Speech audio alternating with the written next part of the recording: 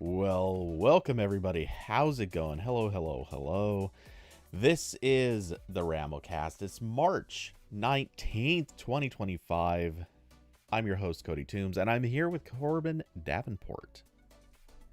Hello. So, you know what? There's no point beating around the bush. A few things did happen this week. Um, but before that, anything you think's interesting that we're not going to cover? Yeah, I'm just throwing you under the bus for this one. Yeah. No, we're all just well, I was just trying to post my message that I'm live here, but it seems my Mastodon server is down again. So that's what I was briefly occupied by. Well, no, it's not. It's loading. See, this is what happens when it's not a billion-dollar operation, multi-billion-dollar operation. Yeah, it's true. Microsoft definitely has not been having like 2 weeks of Outlook outages. The big companies, they got that taken care of. Doesn't happen. Exactly. Well, hey, if clearly, as we've seen, all it takes is being a $44 billion social network, as apparently Twitter is again? Question mark? So I didn't bother even pulling up a page for this, we weren't even going to cover this, but just for giggles, I'll quickly bring it up. Elon found somebody who was willing to give a valuation of $44 billion to Twitter, claiming that it is yet again worth what he originally paid for it, which only means what we've all known. You can buy literally anything, including pretending something's worth more than it is.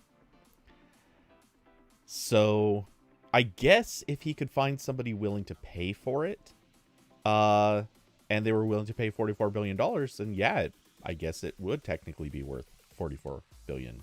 Yeah, I would I've love decided, to find someone willing to pay that. I've decided my net worth is $44 billion. So I'm going to Wells Fargo after this and asking for a loan for a yacht.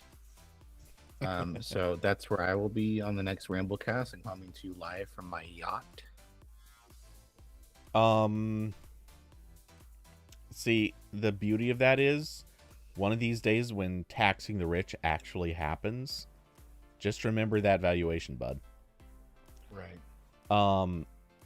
But Yeah, you know what's funny is that if I was rich, I would probably still not have a boat because I really don't like boats.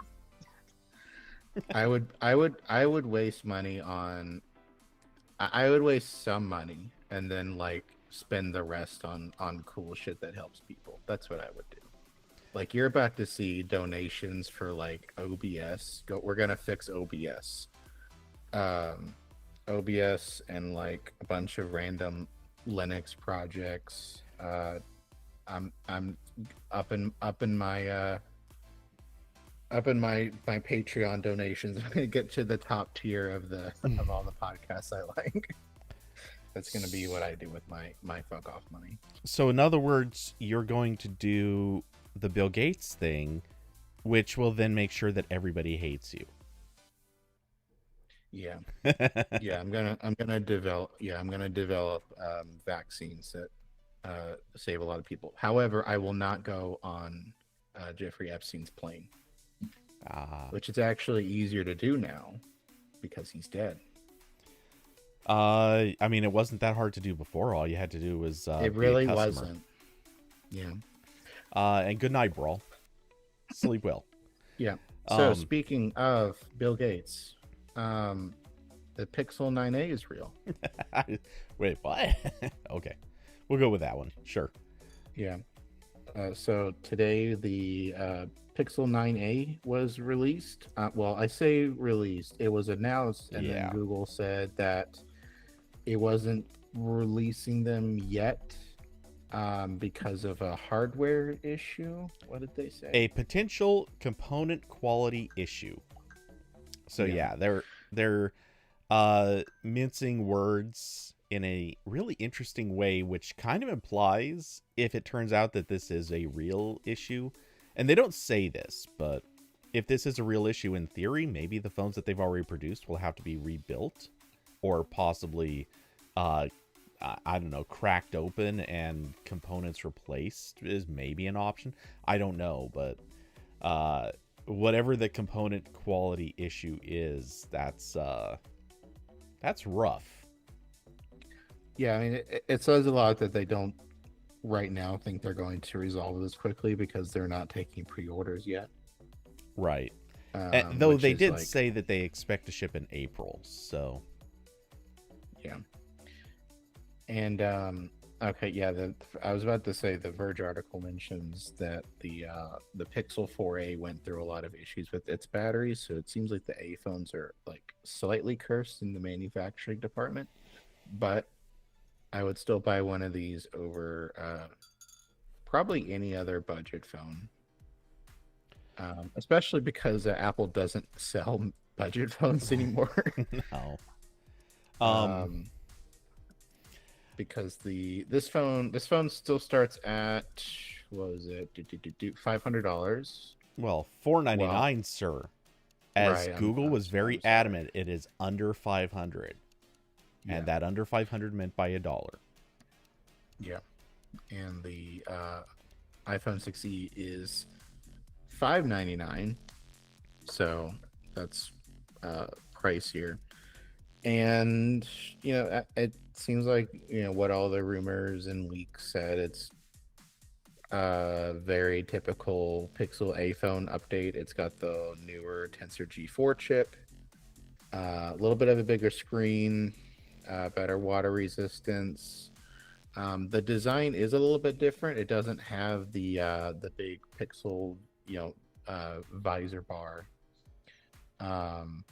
It's more flush with the phone, which is I think kind of nice, because I'm generally not a big fan of big cameras sticking out of phones if we can avoid it, and it seems like they've managed to avoid it but keep the camera pretty good.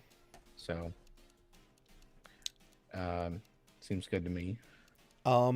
Yeah, so since we're in the opinion portion on that one, I'll just say I actually don't mind the camera bumps as long as they are done like the Pixel has done. I don't necessarily like the current design of it, but the fact that it's a bump that stretches across the width of the phone, and so the phone just tilts up at you when it's sitting flat on a table.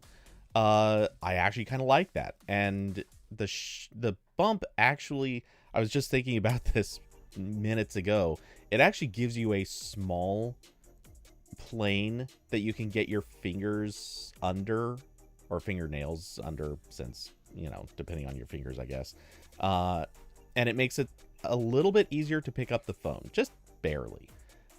So don't get me wrong, there are other things I don't like about the camera bump, but I'm just saying it's not all bad.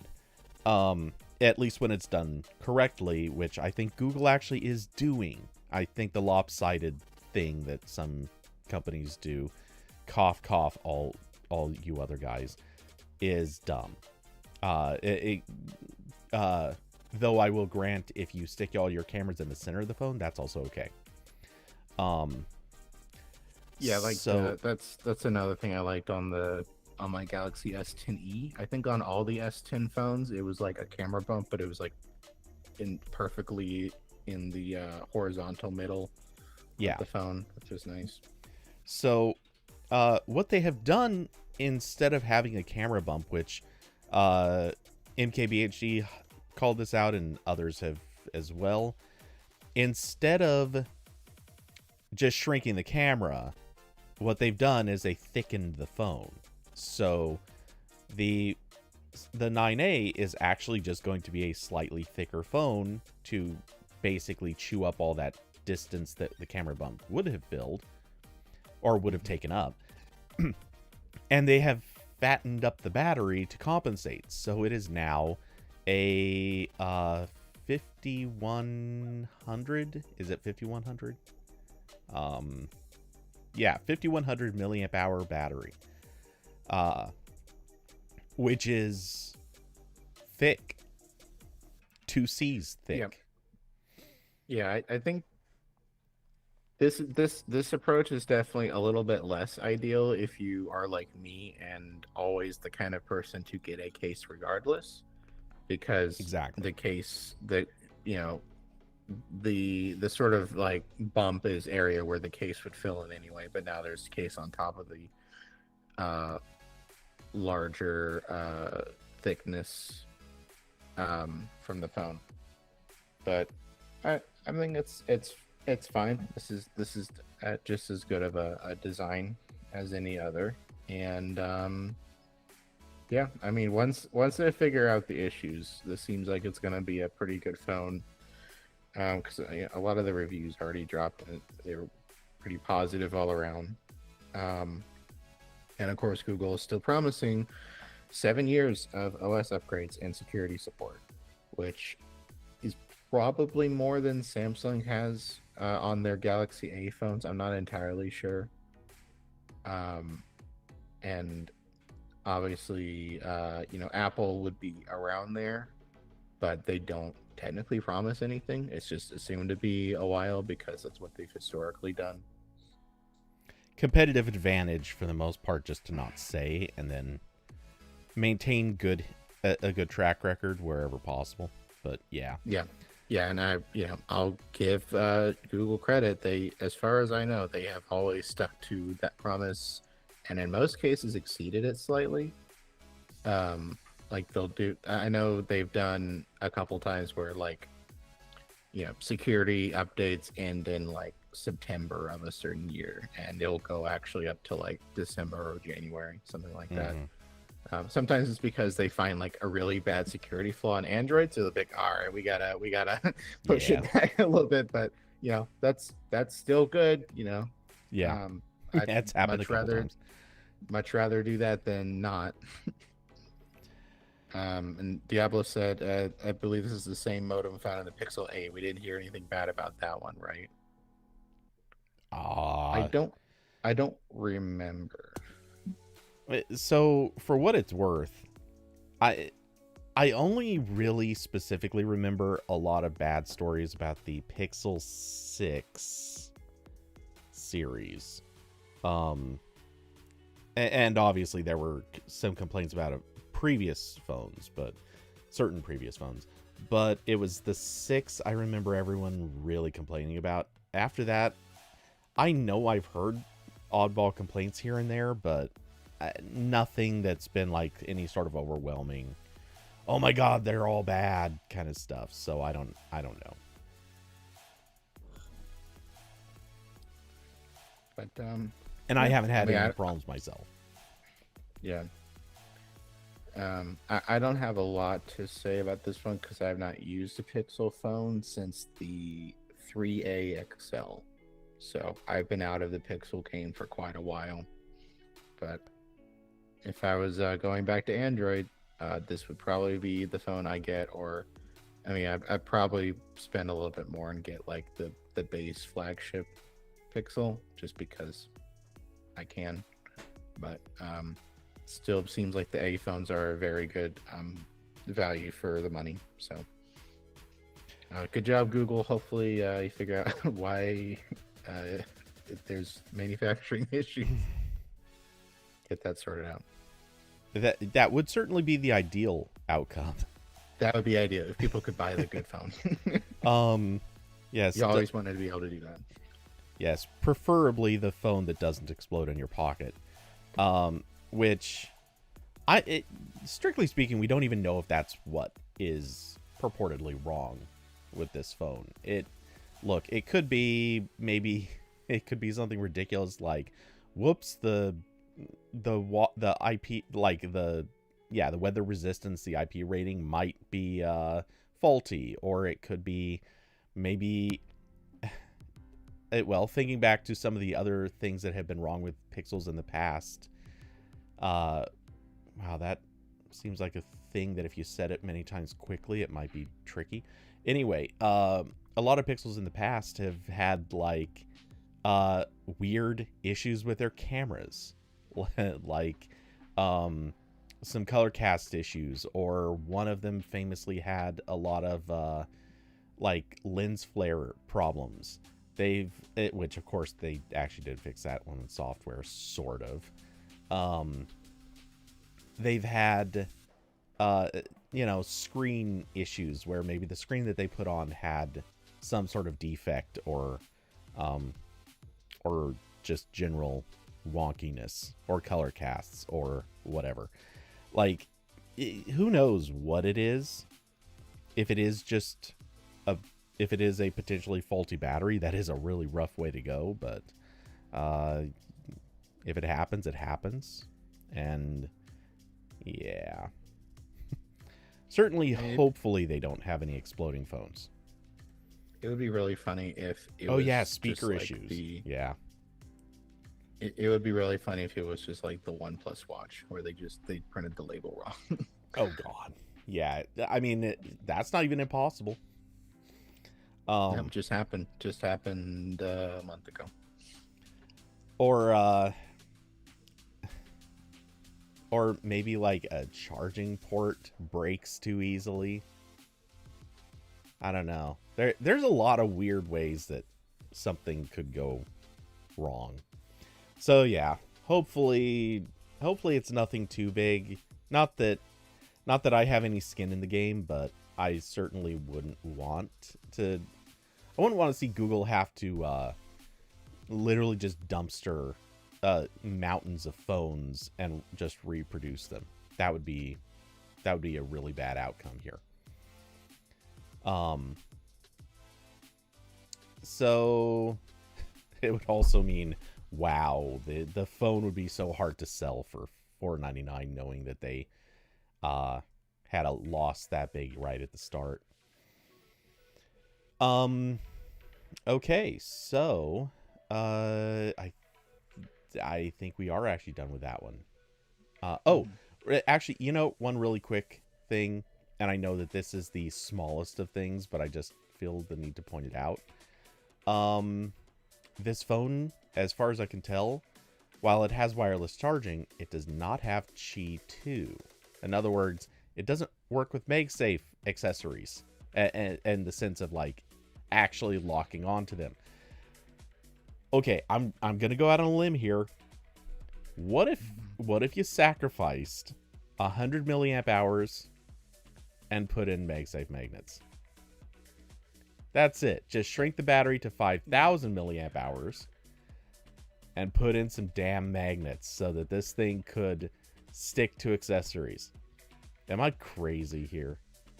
Yeah, I don't know why none of the big Android makers have done this yet, because we're now on like year 2 of.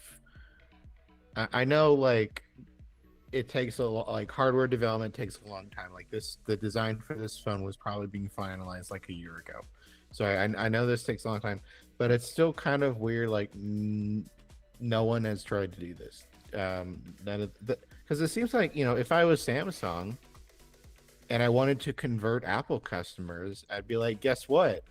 You already bought a MagSafe car charger and a bed stand. Guess what? Slap our phone on there. It works fine. So and especially Google, because Google's in the same spot. They're in the US. Their main challenge is converting iPhone customers. So I don't know what the holdup is here. I would love to be a fly on the wall for the meetings where they talk about this stuff. Okay. I don't know if it's like a licensing thing or it's just. I know it is like technically more expensive to put the magnets in there, but it's magnets. It's electromagnets. They're not electromagnets. Are they? Okay. No, they're normal magnets. Yeah, they're I believe they're still technically rare earth magnets, but I'm not totally sure. And actually, I don't know if the phone side has to have magnets. I think it does, but or not. Well, yeah, maybe they are regular magnets. Now that I think about it. Anyway, the phone does have some magnets in it because they stop working when you put a case over the phone and block the phone's internal magnets. So the case needs its own magnets. Well, I just know like that a this lot of the case with magnets. yeah. Well, a lot of the phones that, or sorry, a lot of the docks, they make a point of putting magnets in those from the other side so that they really snap on well. Right. Anyway, so I do have one theory, and I hate saying it, but I know it's true. It's very likely because they want to make money on the accessory market. Now, obviously, Google itself doesn't sell cases that have MagSafe support. And as far as I know, I don't believe Samsung does either. I have had a theory for a while. And I look, I made a joke once that I think Apple is working with Logitech. And that's why the Apple Magic Mouse is such garbage, because it's basically just a giant signal. Go buy Logitech's mice because they're better mice. Because nobody wants the Magic Mouse. It's a joke. So I've joked about Apple's actually taking money from Logitech, like protection money. We'll let you keep having a business as long as you pay us whatever amount of money. I'm starting to wonder if the Android manufacturers are like in some sort of collusion with case makers, where it's like, look, we're going to keep letting you have a business and you just pay us some amount of money in licensing, and we won't put MagSafe directly into our phones, and we're not going to make cases with MagSafe support. You guys get to do that stuff, and you just pay us an unreasonable licensing fee. Is this a crazy wackadoo conspiracy? Yes, absolutely. Do I think it's true? Probably not. But I mean, it's starting to be the only thing that makes sense. Because let's be honest, when you said, and this is absolutely true, phone design still takes a good long while.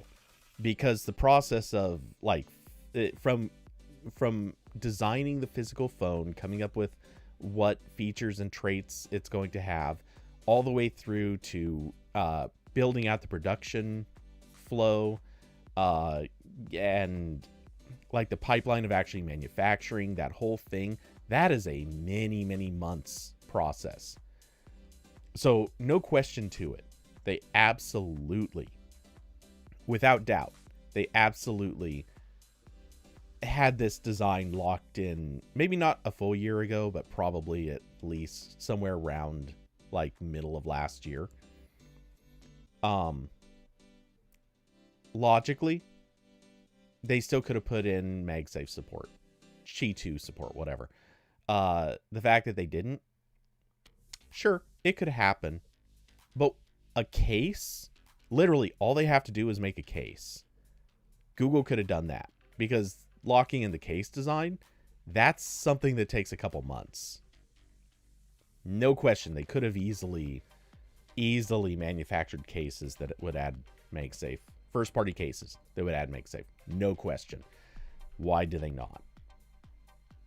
I mean, at this point, I'm starting to actually think that the most logical explanation actually is a basically cartel-like, we're gonna, or mob protection money style. Like, as long as they keep paying us licensing money, we'll let them keep this thing to themselves. I don't know. I mean, I'm sure that's already the logic in slightly redesigning phones every year. So I don't know if they need additional reasons to like push people to cases. But yeah, I don't know. Like I'd love to know. Maybe this is this is also one of those things where like I'd love to use my power as someone with a professional email address at a tech publication to send emails being like, "Hey guys, what's going on with this?" But I know this is one of many emails I send that like I know I'm not getting answers. I just need to say I tried. So I don't know, maybe I should do that just for funsies. So I want to briefly call attention to the part where Corbin says he thinks he has power. and I have a that he little works for a bit. professional Look, news organization. look. I'll have you know, the T-Mobile PR person emailed Hmm. me like 3 times, because they Yes, were they very did. upset about what I said. So, Yes, they did. and and for anyone out of the loop, I wrote an article about T-Mobile raising prices on some legacy plans last week. Some of those plans were sold as like Price lock. price lock. They like use those words.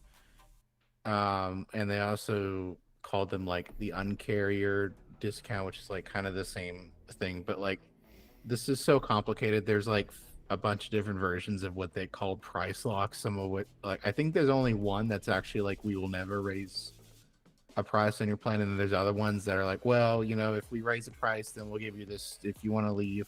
So anyway, so I wrote an article that just said like some of the plans that went up in price were advertised as price lock, and that's part of the reason people are mad, because they were sold a phone plan where it was like, this won't ever go up in price, and then when it goes up in price, they were understandably angry.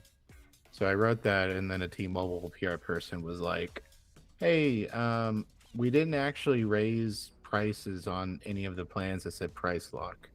And then I emailed them back like 5 Reddit comments from people who did have their prices go up, who claimed they were doing price lock, which, social media, not always a good source of information, but that does seem like something that I don't think people would lie about. And also, T-Mobile has done this a couple times now, so I can't really give them the benefit of the doubt in this exact scenario. Um, and so then they like email back. They're like, yeah, there was a little bit of a difference, and then I didn't change it. And they were like, hey, this is wrong. I was like, I don't think it is, because now there's more reports of people who had price lock and the price going up. So I didn't change my article. I will change my article if I'm wrong. I don't believe I'm wrong in this case, so I did not change it. Yeah, it's hard to take them seriously when they have kind of a history of fudging the truth a Yeah. lot. Um, and Extensively. carriers love doing this thing where they say something, and then like there's like 15 asterisks below that of like specific terms, and then like if you challenge them on that, they're like, wait, we didn't say that, what are you talking about? If you And they if do you this to each reference the other too. 18th asterisk Right. that has like 6 symbols ahead of it, this one says may not be true. Yeah. Yeah, it's exactly like, I mean, even the carriers do this to each other and then like sue each other over it. Like I forget who started it and who got mad, but like there was another case a while ago of some carrier advertising that they had like a certain price on unlimited plans or something, and then another carrier was like, no you don't, what are you talking about, you're being anti-competitive by claiming you're better than us when you're not. And it's just it's such a, I honestly can't think of many other industries that are like just lying constantly like that. Lawyers. Maybe, yeah, well the lawyers are the ones writing that, so Yeah. um Kirby said unlimited power in Palpatine voice, yeah. Hopefully hopefully I have fewer wrinkles in Palpatine though. So anyway, that was here people being silly. I know that's their job, and I wasn't being mean to them, but I was not wrong, so I'm not going to change anything. But on the Speaking of subject of people being silly, yeah, people being mad and silly, um, so Apple has been ordered by the European Union to open up more of its ecosystem to rival tech companies and developers. So there was a big investigation a while ago about the EU had its Digital Markets Act, the DMA, which forced big, I forget the exact term that EU uses, but it's gatekeepers. So the EU designates a bunch of big tech companies as gatekeepers, which requires them to comply with additional regulations. So I don't think Google had to do too much to comply with this. I know they still have to show the like web browser choice thing in Europe. Maybe they already had to do that. I forget. I think they I know had to, yeah.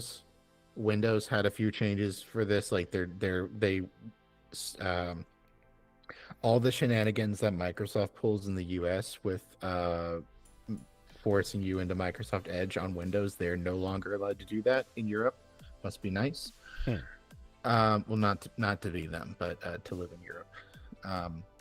And Apple had the most changes to make to comply with the DMA because they were the most locked down. So, they famously had to open up to third-party app stores and allow, third-party app signing and show this a similar web browser prompt and all this stuff that they're like not really fully complying with. There's still like a bunch of stories of app developers in Europe complaining about this. That like the app notarization process is still broken. They're sort of treating signing apps as like approving apps, and then they got mad about it. So still not going well over there. They're still not really like doing what the EU asked. So now the EU is like, we really need you to do what we asked now. So they ordered Apple to. I'll just read from Reuters. They said the first EU order requires Apple to give rival makers of smartphones, headphones, and virtual reality headsets access to Apple's technology and mobile operating systems so that they can connect with iPhones and iPads seamlessly. The second EU order sets out a detailed process and timeline for Apple to respond to interoperability requests from app developers. So basically, like, I know part of this is related to issues with smartwatches where if I'm Samsung, I can't build a functional alternative to the Apple Watch that connects with iPhones because there's a lot of notification stuff and like app syncing and health syncing stuff that just cannot work on iPhone. Which is part of the reason Wear OS just dropped iPhone support at some point, and no one else is really trying because like it's too much of a compromised experience for anyone to actually buy them over an Apple Watch, which is the point. So, Apple was very mad again, very upset. The Apple said, "Today's decisions wrap us in red tape, slowing down Apple's ability to innovate for users in Europe and forcing us to give away our new features for free to companies who don't have to play by the same rules." And Apple could, face more investigations if they don't like comply. Could also get fined by as much as 10% of its global annual sales. If they don't like it, they can just stop selling devices in the EU. But they're probably not ever going to do that. So, I saw. I need a sip of water before. So I was reading some like Mac Rumors threads and other editorials about this, and I'm still shocked. There are people going to bat for Apple in these cases. It blows my mind. Not only because like it's just like this is just a large company protecting its value, and that has been a tremendous issue for society as of late. So I seems weird to defend on that basis, but also we're well past the point where Apple's hostile nature to opening up is impacting users, not just developers, not just other competitors, whatever. It's like users too. Like I have an iPhone. I would like to install real Firefox on here. That'd be great. I can't do that. They don't let me do that. Mm-hmm. I would have liked to use the Galaxy Watch I already had instead of buying an Apple Watch to use everything. They don't let me do that. There's the. I'm not buying a high-end iPad ever. I'm not buying a Vision Pro ever because those devices are comically locked down. Like I'm nowhere close to being able to use like an iPad as like a useful productivity machine. I know there's people who can, but I'm saying like for me, iPhone still doesn't really have like emulators. It has like a couple apps, but Apple has still locked that down to a tremendous degree. There's a bunch of software developers who've been like, yeah, like this thing we made should comply, but like we can't get it past Apple, and it costs us $100 a year to even try, so we're just not going to try. And yeah, it's just it's wild to me that I still see people sort of going to bat for Apple here, especially like other tech journalists and other people in quote unquote influencers in this space. Like I get it from like the Mac rumors forums people, because those are just guys. Those are just guys saying dumb stuff. That's okay. I think it's a little bit weird when you're like following this constantly and you see the damage it's doing and you're still like, EU's being insane here. That part's a little bit weird to me. There's like a disconnect there that I don't fully understand.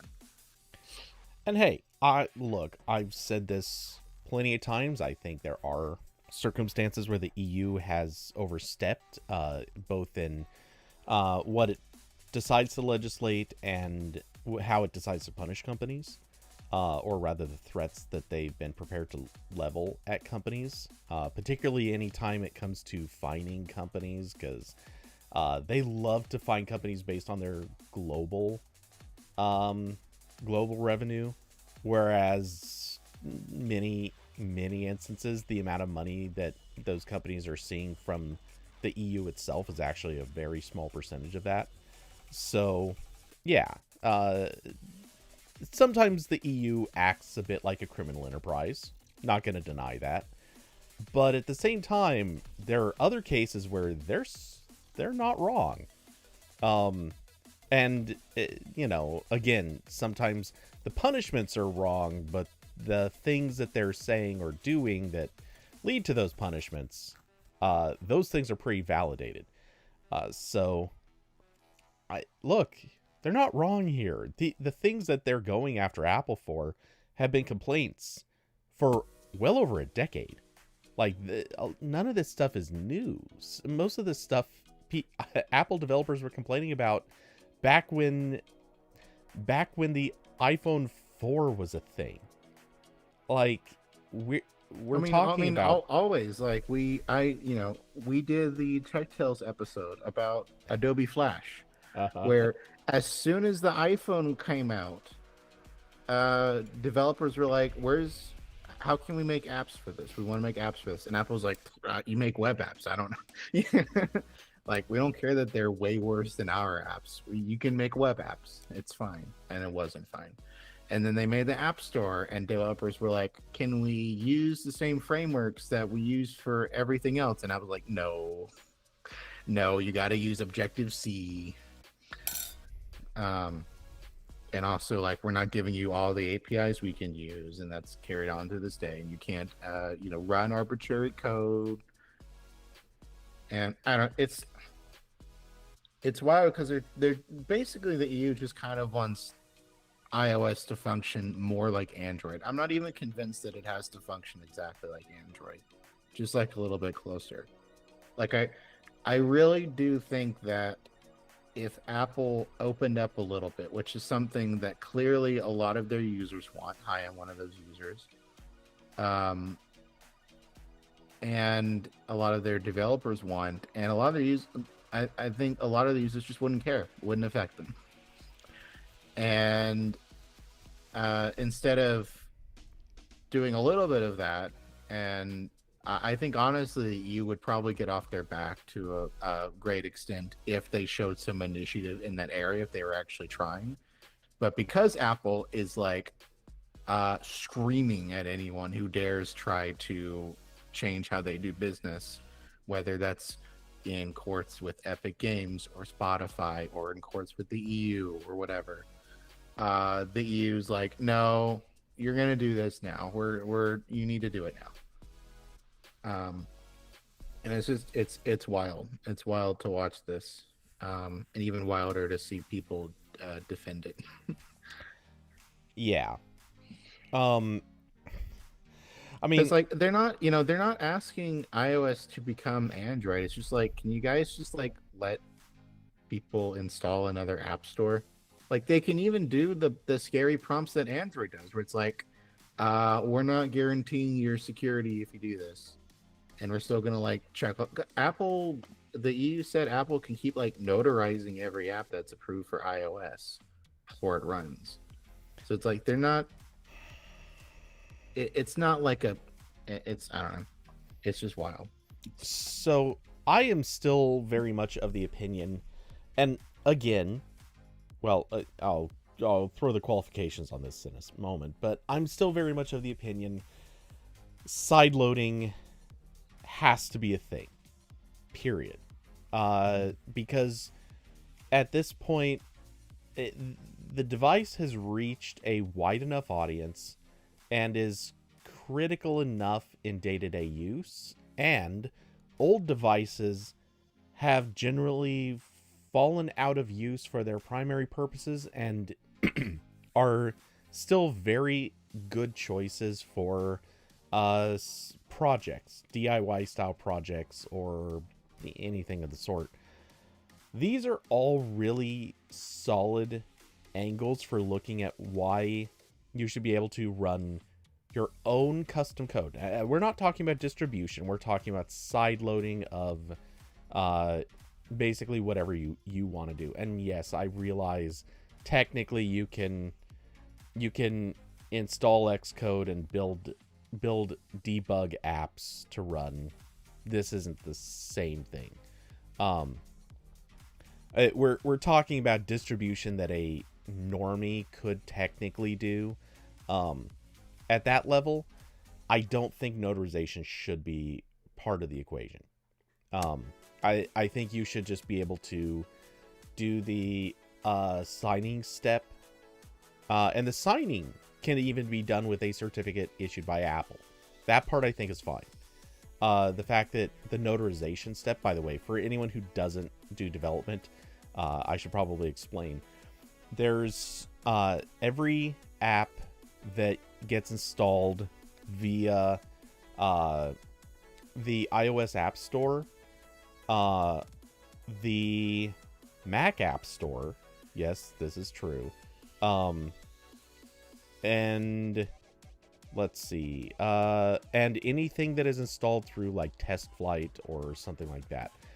These all have two separate forms of signing done on them. The first one is regular signing. It's the same thing that all Android apps have. This is where, in the case of Apple, they issue a signing certificate to you as a developer. You can use that to sign your apps. This is something you do on your own. It's happening on your own machine, so on and so forth. Nothing too special about this. And that's more or less how it works with Google, though you just, in Android's case, you just generate your own signing certificates. So then there's a step called notarization. What happens here is you build your installable package. You upload it to Apple servers. Apple servers then examine the package, basically checking for some known malware. They check for a few other things to make sure that it basically complies with certain standard format issues. And then if they authorize it, then the app is now quote unquote notarized. And that is also a thing that is checked and locked down. So you basically can't install an app that is not both signed and notarized. The issue here is Apple basically checks notarized apps too. And I don't think notarization should be a requirement.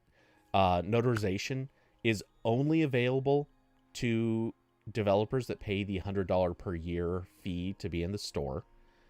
Signing is not. You can sign anything. Like signing is just a thing you can do. Um, but the notarization It's you just literally have to pay for. So if you want to distribute any software to run on an iPhone, an iPad, an Apple Watch, Vision Pro, or a Mac, and again, we're talking distribution, like wide distribution. If you want to do any software that goes wide on any of these, you're going to have to pay $100 a year to notarize it. Obviously, Macs do have other ways of running software that doesn't require notarization, but at this point, those are approaching more workaround territory, and Apple, yeah, is being a yeah, D-bag about those. I had to Google how to like turn off one of the alerts the other day because I was trying to run KDE Connect from Mac, which I guess is not notarized because it was just giving me the alert that says like I can't run this because we don't know who the developer is.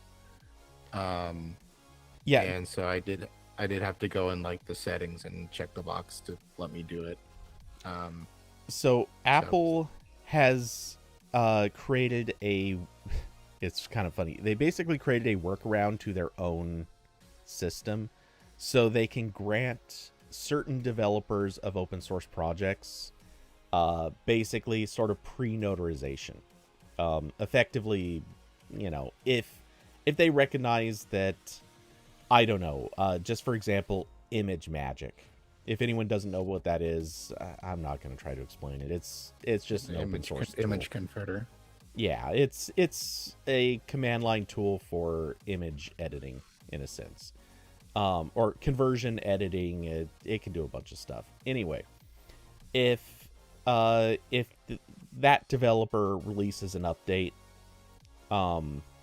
which happens all the time, they don't need to pay for it because they're a recognized developer. They're still signing it. They're still being otherwise well-behaved developers, and Apple basically cannot force them to do this. And if Apple blocked ImageMagick from being able to release updates, it would break so many open source projects that are distributed through Homebrew. It would be madness. So yeah, they allow certain things to basically have pre-notarization, except it's not even being notarized. It's just like, nah, we'll make exceptions for you guys. Everyone else, pound sand. But these guys get it special treatment, which I argue they shouldn't need special treatment. That treatment should just be standard for basically any code that you choose to run. And I'm with you on the point of, go ahead, put up big scary dialogues. That's fine. As long as people can say, no, I know what I'm doing. I'm going to authorize this thing to run. And it should be on a per thing basis. It shouldn't be like you have to. By the way, this is one of Apple's old tactics, turning off security in order to run things. That was another bad habit or bad practice. I would call it an anti-pattern of Apple's, is instead of saying we have security turned on, but you can give an exception to this particular thing, Apple's practice was to say, well, if you want to run this thing, you have to turn off this kind of security entirely. So anything that wants can now just run willy-nilly on your system, and we're not going to protect you. Sorry, tough luck. And I think that was also a ridiculous thing, and they've kind of removed some of those workarounds or some of those problems, but they still have others. Anyway, continue. Yeah, and like I get the argument that you can't have that, like a checkbox that says do this anyway is sometimes not effective enough, and you do have to block things off. Like I remember 5-8 years ago with Android, there were a lot of projects that replaced the lock screen, and you needed to check a bunch of checkboxes for like accessibility stuff. Be like, yes, I know what I'm doing, let me override the lock screen. And that's all well and dandy until some malware tricks people into accepting those, and then they don't know how to like unlock their phone anymore because they've like completely taken over the lock screen and created their own UI. And the same thing with like overlaying on top of the like virtual home button and that kind of stuff. So like I do think there are cases where it's just like it's probably not possible to implement this in a way where people understand what they're doing. So those probably need to be locked off. But installing apps on a device you own doesn't. That's not one of those things. There's many ways for Apple and Google to keep those secure. Like Google will just scan all the apps you have, and if there's something that seems fishy, it will send you alerts or disable it. And the same thing Windows does and Mac does. This is a this is a solved problem. um, so I do think there are times where the just put a checkbox to skip it is not like the thing you should do. You do sometimes need to just be like, can't do that anymore. It's causing too many issues. We just can't do that. But Apple is so far away from any of those. Yeah, look, I'll agree on that. There's definitely a lot of stuff where you shouldn't just freely say one, like tapping one button or one check or whatever is enough to clear some security feature or function. That's absolutely true. But you got to make something possible for most things. Yeah, and look, there are certain things I also understand, and I agree with them not allowing at all. Just to compare the two, especially since I heard this conversation not too long ago. Like one of the features of Macs is that you can install what's called a KEXT, KEXT. This is basically the easiest way to describe it is it's like a Windows driver, but it's for Macs. And some of these are actual hardware drivers. Some of them are more like kind of workarounds in order to add certain functionality or augment functionality on a system. I can see why they don't allow this on iOS. I have no objection to them not allowing this on iOS. I think there should probably be certain specific ways that they can hook into external hardware that historically you would have needed to use a KEXT to do on a Mac. There probably should be a couple clever workarounds to support that on iOS, or maybe like a per company or per product special exemptions or something. But I can see why they don't have something like that on iOS, especially because iPhones are pretty well iPhones and iPads are pretty well already covered on their hardware driver issues. And why they have this on a Mac, still, it's understandable. It's complicating. But yeah, it's something that needed to be there for a long time. It still sort of needs to be there. But there's so many other things that it is madness that they're not supported, and notarization being one of the most obvious and glaring examples. Again, people should be able to run the software that they want to run, and maybe they need to take extra steps. Maybe they need to click around several times or tap around several times in order to enable it. But this is not an extremist viewpoint. It's not a crazy thing, and plenty of developers and users have pointed this out. Also, many well-known businesses have pointed this out in various forms.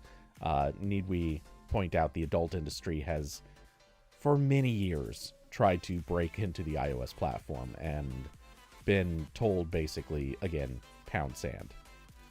And go ahead and continue pounding each other, but also pound sand. Right.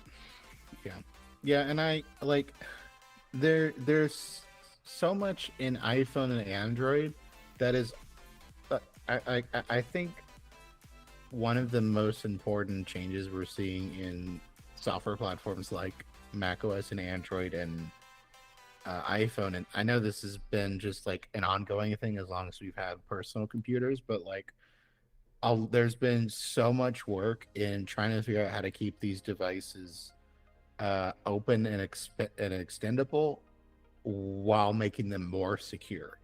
Like Android and iOS, they do not let any app see the entire file system because they don't need to.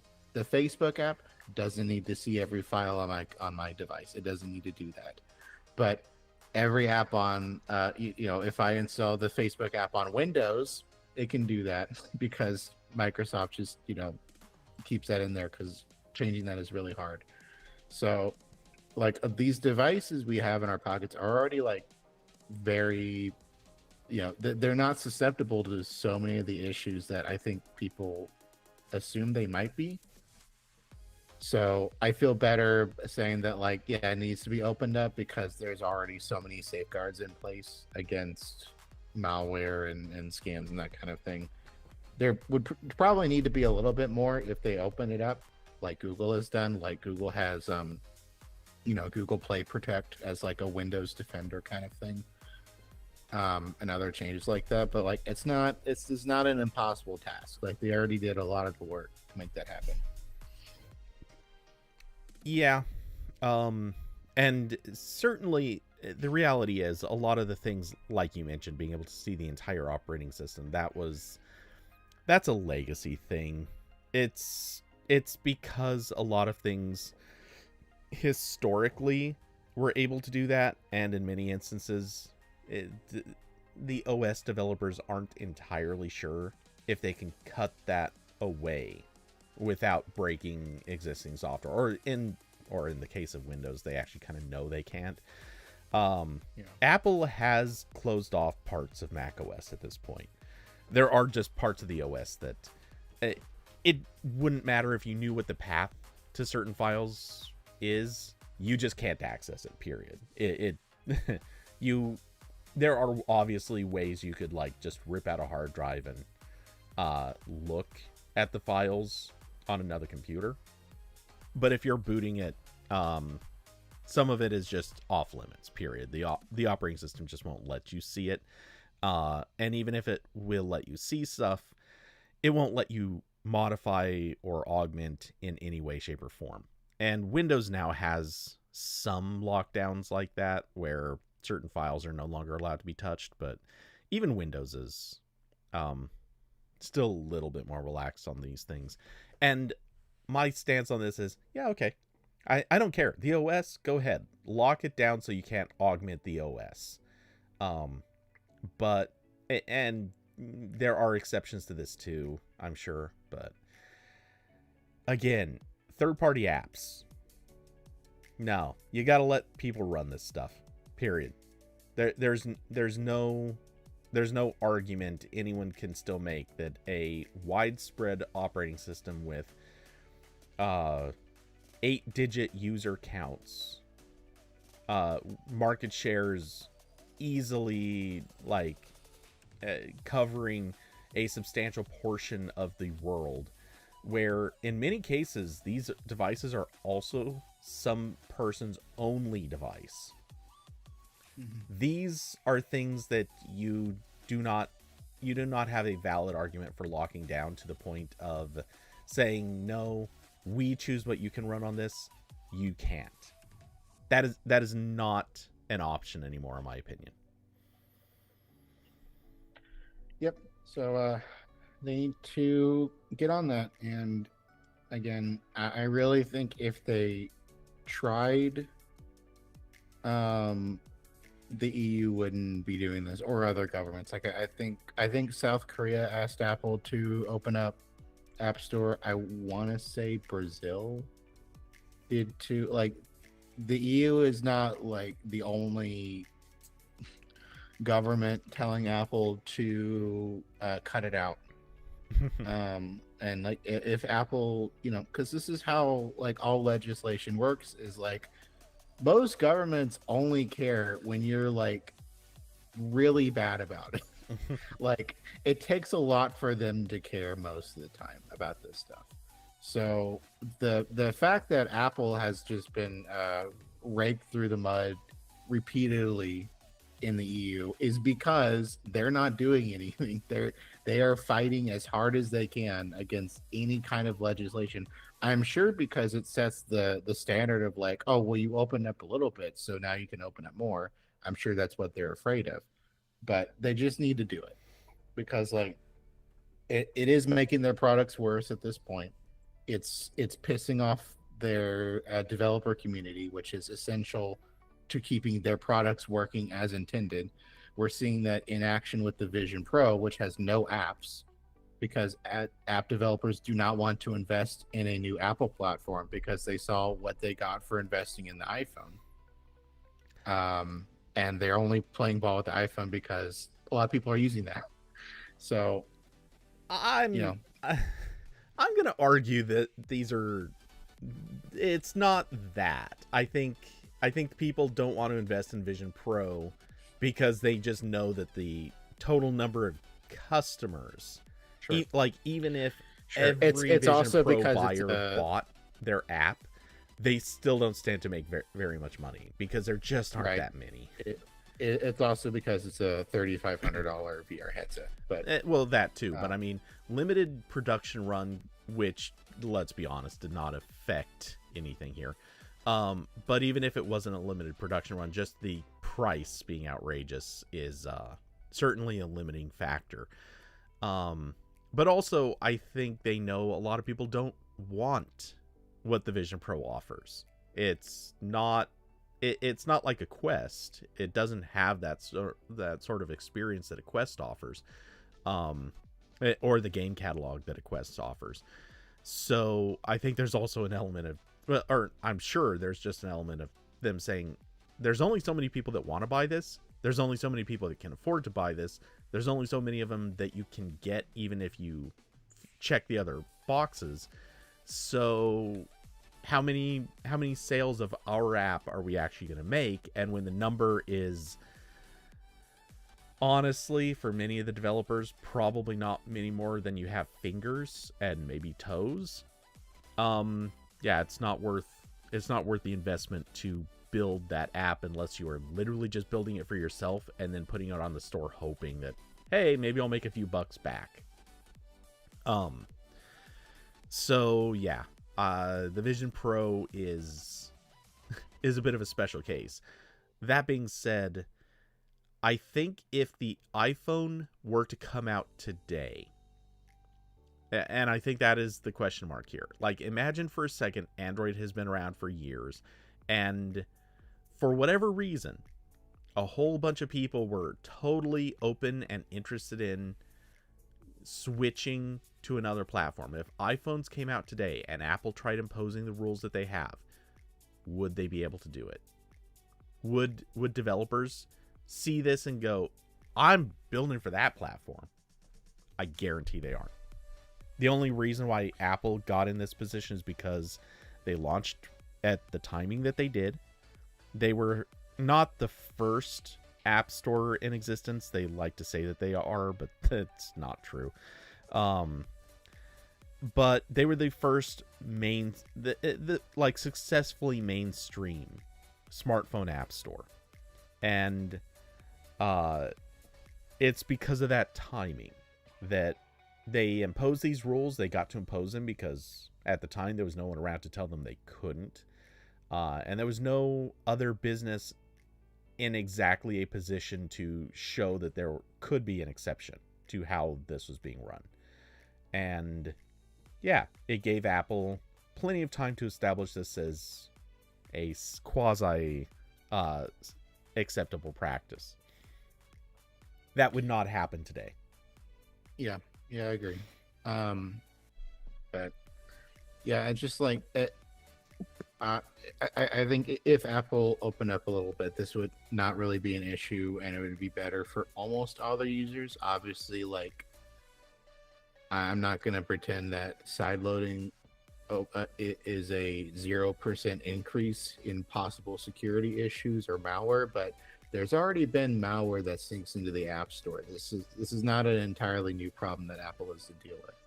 And I think it just comes with the territory. Like you're owning a major software platform, you need to figure this out. Yeah. And I think so. I think Apple's arguments over privacy and security really don't make sense here. They're not being asked to, like, let Facebook scan all the files on your phone without you asking. Um, and I don't really buy their argument that, like, it's improving their competitors, because, like, yeah, maybe they'll sell fewer Apple Watches if a Galaxy Watch can have many of its same features, but it's not really like it's helping them, like, commercially, but just in the sense that there's not a block on those products anymore. Yeah, Like Apple's they're not literally like, complaining, "Oh no, you're going to take away our anti-competitive practice?"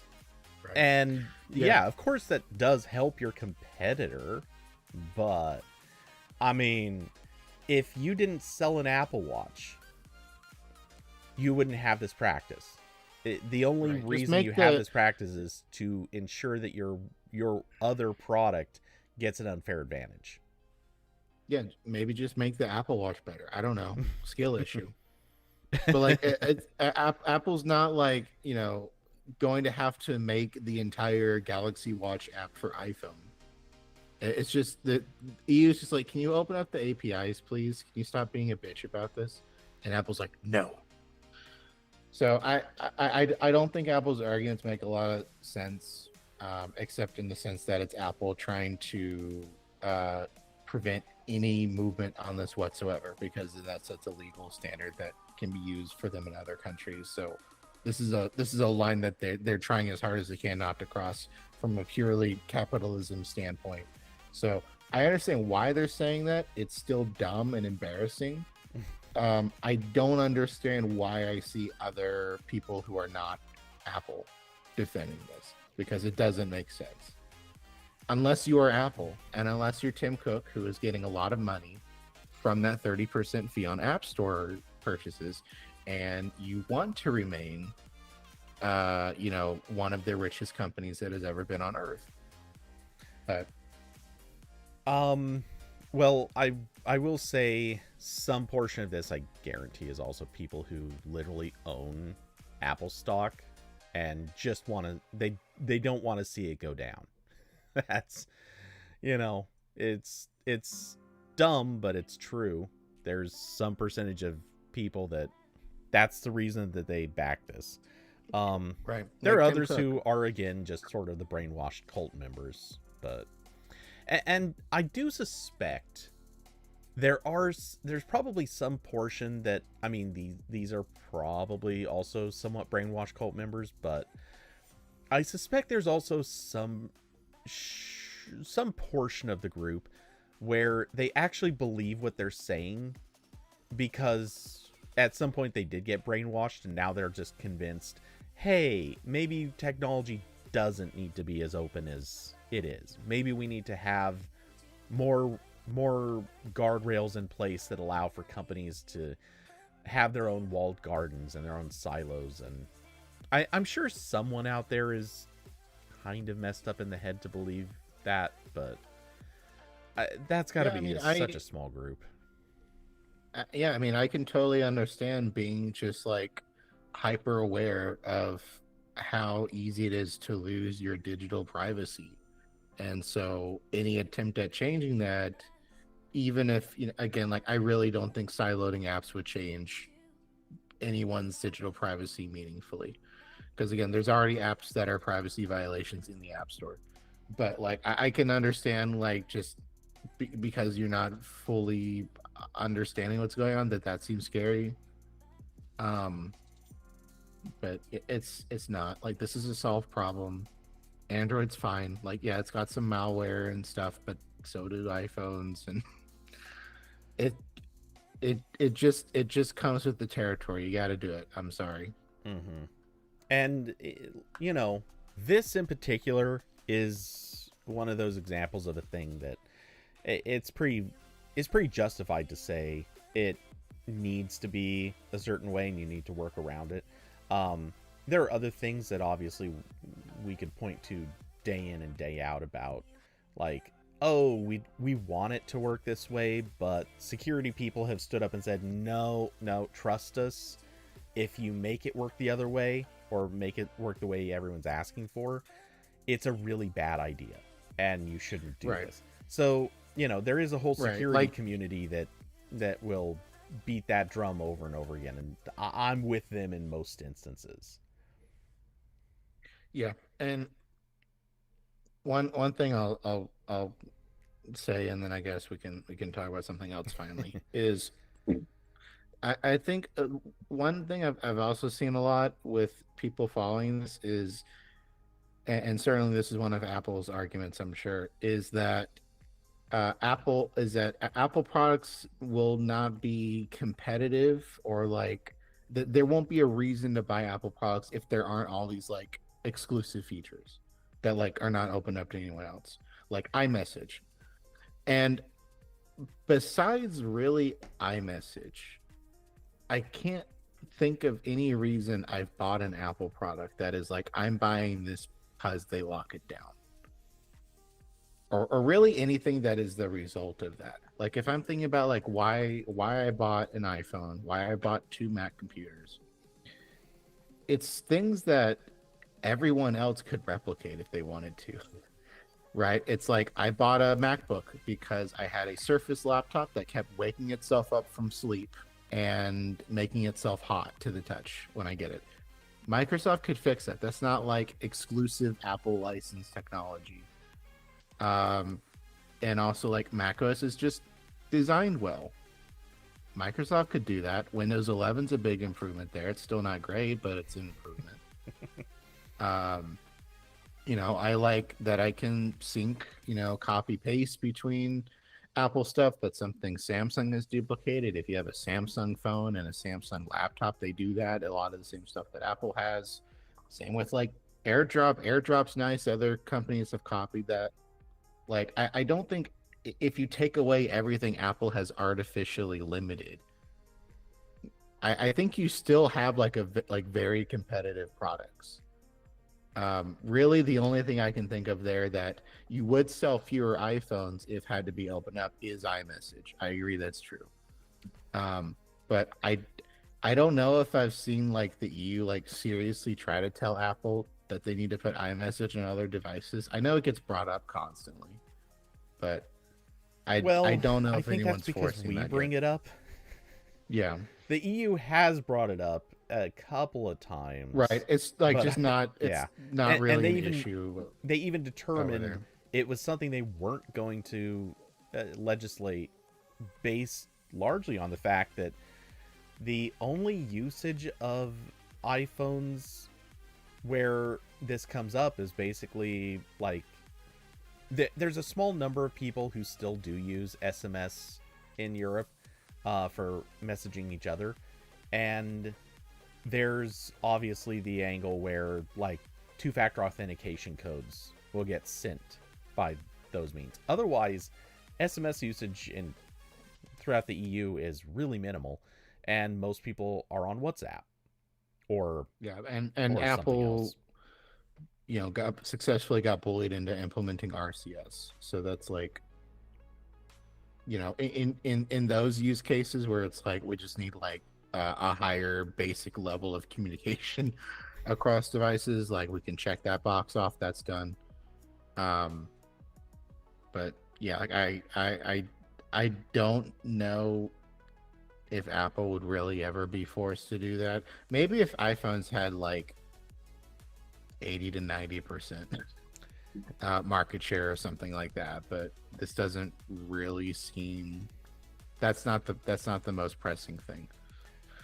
It's really funny because there's a podcast I listen to. I've been just trying to catch up on. I'm like 3 years behind, and they were literally just talking about, or I was just listening to an episode about, well, not the whole episode, but a segment was about the complaints against Apple over iMessage, and notably, the hosts are three hardcore Apple users. They are all rocking iPhones. They all rock Macs. None of them are active Windows users. None of them will even touch Android. They seem to think it's toxic or something. But hilariously, there's two of them were just outright saying, we don't understand the complaint because iMessage isn't even that good. Like, it's kind of terrible in most ways. And they started listing out all the reasons why iMessage is bad. And look, first off, this is an argument I was making even before 2020. Basically saying, look, every person I know who's on iMessage constantly has complaints about not getting your messages appearing out of order, all these really weird issues where things come through and they look wrong or behave wrong, or they sometimes just don't sync correctly, and there's just problem after problem after problem. And sure, Apple has mostly solved a lot of those actual problems, and now they're just down to things that are kind of self-created problems. But it's still not that good of a messaging platform, all things considered. And so if they opened up iMessage, let's just say it this way, would a ton of Android users jump on it in the US? Maybe, just because that's kind of the landscape that we're in. Would they? What would happen outside of the US? No one's going to touch it. iMessage outside of the US, no one's going to use it. It would just be this thing that people are like, oh, so we could stop using WhatsApp where all of our people already are and go use iMessage that we don't care about at all? Yeah, no, we're not going to do that. No one's going to do that. I should have done that whole thing in a British accent or an Irish accent because I think it would have landed that point a little better. But nobody would care outside of the US. It's only here that we have this problem. So I'm sure that's why the EU doesn't really care about it. And I'm pretty sure that's why most other countries only kind of give it the occasional nod of like, yeah, it'd be kind of nice if they opened up. But, and notably, we're saying opened up as if that applies to anything, or we use the term opened up, and what we usually say that means is we want Apple to, or we expect Apple to put out like an iMessage app for Android. When in practicality, I think what would be the better result is if iMessage opened up some sort of an API where other companies could communicate with iMessage users. But that's obviously not going to happen either. So, yeah, I don't know. iMessage is a bit of a weird conundrum because I don't think that there's actually an answer. The more I think about it, the more I think there is literally no answer that's good here. Because if your argument is like Apple, this only makes sense to force Apple to open up if you think the market would be, if Apple has to cede control in some category. But like if you make iMessage available on everything and it's already really popular, then that gives Apple full control of a different market. So I don't know if that would really happen. Yeah, that's true too. But yeah, I just I don't really buy any of Apple's arguments except in the cold capitalism sense of retaining shareholder value. And I think it's weird to still see influential people in the tech space back them up. Especially, again, Apple's done this over and over again, and we're definitely, at least in the US, hitting a point where the blatant greed of large companies is so visible. Like as I'm sitting here, I'm sure some Tesla showroom is on fire because people are really mad at them, and there's been a ton of town halls with Congress people in the U.S. where their constituents are screaming at them because we all see that the entire country is like a smash and grab robbery right now. So it's really weird to me to still see people go to bat for these giant companies, and it's weird. I mean, I don't know. Maybe I'm too much of an intolerable leftist. I'm just being annoying. I don't know, but it's just weird. I feel I'm not gonna get mad of like the people on Mac rumors like saying this stuff, because those are just people being silly. They can be silly if they want. I take issue when like someone on a big blog does this, because I feel like they should know better. I just felt the need to pull it up. The photo of a bunch of the tech CEOs all at the Trump inauguration. Yeah. Just this perfect lineup of Sundar, Bezos, and Zuckerberg, and also Musk for reasons. All lined up, just willingly throwing themselves at Trump's feet. Yeah, and to the Apple community's credit, the day that Tim Cook gave Trump $1 million for his inauguration and then shut up at the inauguration, I saw a lot of people very angry about that and calling that out. I wish all of them would do that also for the blatant capitalism, but that's okay. So, well, they enjoy the blatant capitalism. They like that right. part. And look, oh man, I'm about to trash on a few more people than I probably am necessarily aiming to do, but there is certainly a subset of the Apple fan culture that is that thinks and behaves very much like a YouTube subculture that I have complained about repeatedly. That group of people who they were typically the vloggers who they needed everyone to know that they had like the Adobe Creative Suite. They paid for the full suite every month. They wanted people to know this because that was like the earmark for I've made it. You can tell I've made it because I can spend $50, now $60 every month on software. I made it because I can pay for this other 30 subscriptions that all add up to, each one is like 20 or 30, $40 every month. That group loves you to know how much money that they are able to spend. And there is a subsection of the Apple culture that is very much about that. They like the capital. They like the capitalistic. Let's show that we are money spenders. Let's show that we upgrade to the latest phone every year, and probably the Pro, because of course. Let's make sure that everyone knows that we also have an iPad. Oh, by the way, do you like my Vision Pro? Do you see this mounted on my face?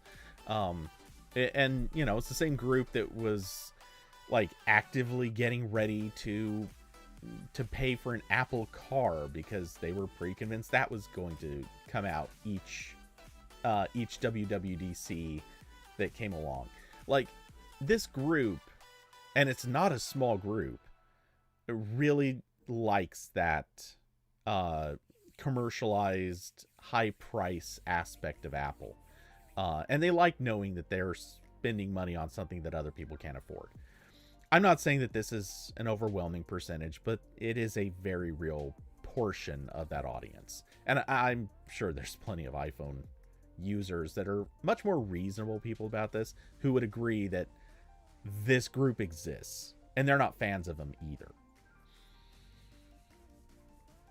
Like Tesla fans, yes, absolutely, like Tesla fans. I mean, there was a lot of crossover between Apple and Tesla fans. I know there's still a lot of it. because they had the same vibe. They were both like, oh, cool, cutting edge tech company.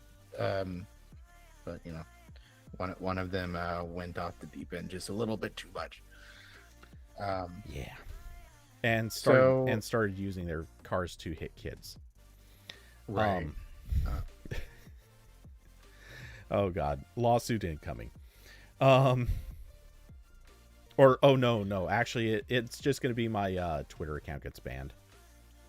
No, it's gonna a Cybertruck will come and drive into your house. Well, first it drives into the house, then it explodes. That is what they do. I mean, there are a lot of pictures and videos of this happening. Carson said, "Wait, what's the backstory on that one? Which on which thing? Which thing did we just joke about? Which may or may not be accurate. This is the first Carson is hearing about Tesla being a problematic company. God, I hope not. Some days I do wish for that level of ignorance. I'd love to just not know what's going on. Oh, the running over kids thing. Okay, it's just a joke about their autopilot. It's not a joke though. It does like constantly fail to see pedestrians, and there are plenty of YouTube videos of people driving their cars and Tesla autopilot, and it like definitely not braking on its own for people crossing the street or riding bikes or something. Well, and also for a good long time, their sensors were not scanning at the level of short kids, so it actually would not see kids. Like straight up, so this was a real problem. Now, fortunately, just like your average truck driver, they just don't see anything. Exactly. Way too far out. So, yes, it's actually so the thing everyone points to, and this was the thing that happened. Somebody did a test of what would happen if a kid-sized object crossed the road in front of a Tesla, and in a bunch of these were all tests. They weren't using kids. New band name just dropped. Child size object. Child size object. Yes. So and again, emphasis. These were tests. They weren't actually using kids yet. Though notably, a real person planned to do this as a test with their own kid. But yeah, somebody did some tests and they proved, yeah, Teslas totally will hit a kid-sized object. Damn it. Hold on. YouTube title, kid-sized object. I'll change it in a minute. But here's the thing. While the tests had Teslas actually running over kids, for a long time people said, okay, but it's never actually happened. The problem was it has actually happened. There have been people hit by Teslas, and kids and adults, because Teslas don't have 100% consistent accuracy on recognizing an object in front of them. And this is, the Mark Rober story obviously just happened. Go look into that if you haven't heard about it, because that is a whole new drama that just happened this last weekend. Look, I'll even give fairness on this one. I think that one's not really... I don't blame Tesla for not recognizing the road painted on a wall thing. It was like a Wile E. Coyote cartoon. If you don't know what I'm talking about, you gotta go see this. This is wild. Anyway, so fine. That's a thing, but Teslas throughout history, like, their object recognition has not been perfect, and it has actually resulted in Teslas hitting people. Usually not to any significant damage. Because usually when they don't recognize something, it's like in a confusing scenario where they're moving fairly slowly on city streets or residential areas. So when they hit someone, it's like going like 5 miles an hour or something. So whoops, bumped somebody. It might have given them a scrape. But they have hit people because they don't always recognize everything. And there's also a couple stories of them like bumping into dogs and various other things. So it does happen. Like anyone who says it hasn't happened is either naive to it or possibly lying about it, because that's a popular thing for Tesla fans to do. But yeah. So anyway, yes, the hitting kids thing is real.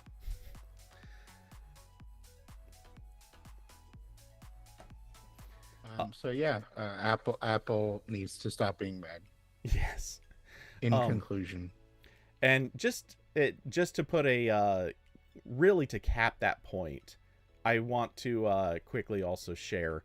Currently, Apple's market cap is $3.24 trillion. If this is a company small business Apple, yeah, if this is a company that's in danger, like actual danger of losing its place as basically the richest company in the world, or very nearly, I don't know if they're still number one. I mean, okay. So you're telling me that another company that's worth less than $1 trillion might actually be able to rise up a little bit? Some like 1% of their value might increase because Apple opened up notifications on the watch so that, you know, maybe you can make a smartwatch that also gets notifications. Really? Oh my God. They might gain a little bit of value and Apple's value is going to drop absolutely not at all. I'm not worried about this. I don't think anyone else should be worried about this. Nobody, no politician, no legislator, nobody, none, nada, no one needs to care that this number here could theoretically slip from 3.24 trillion to, let's say, 3.23 trillion. Oh my God. Little bit of money's gone. No one cares. Even Tim Cook should look at that and go, you know what? We're paying our lawyers too much to be maintaining this. Nobody should care. No one needs to defend this company. Yeah, that's the other part here, is that like all this costs so much money in lawyers, and more than that, I can only imagine how many hours of development are going into maintaining what are two very different versions of iOS at this point. I still don't buy that argument. I don't feel like they're that different versions.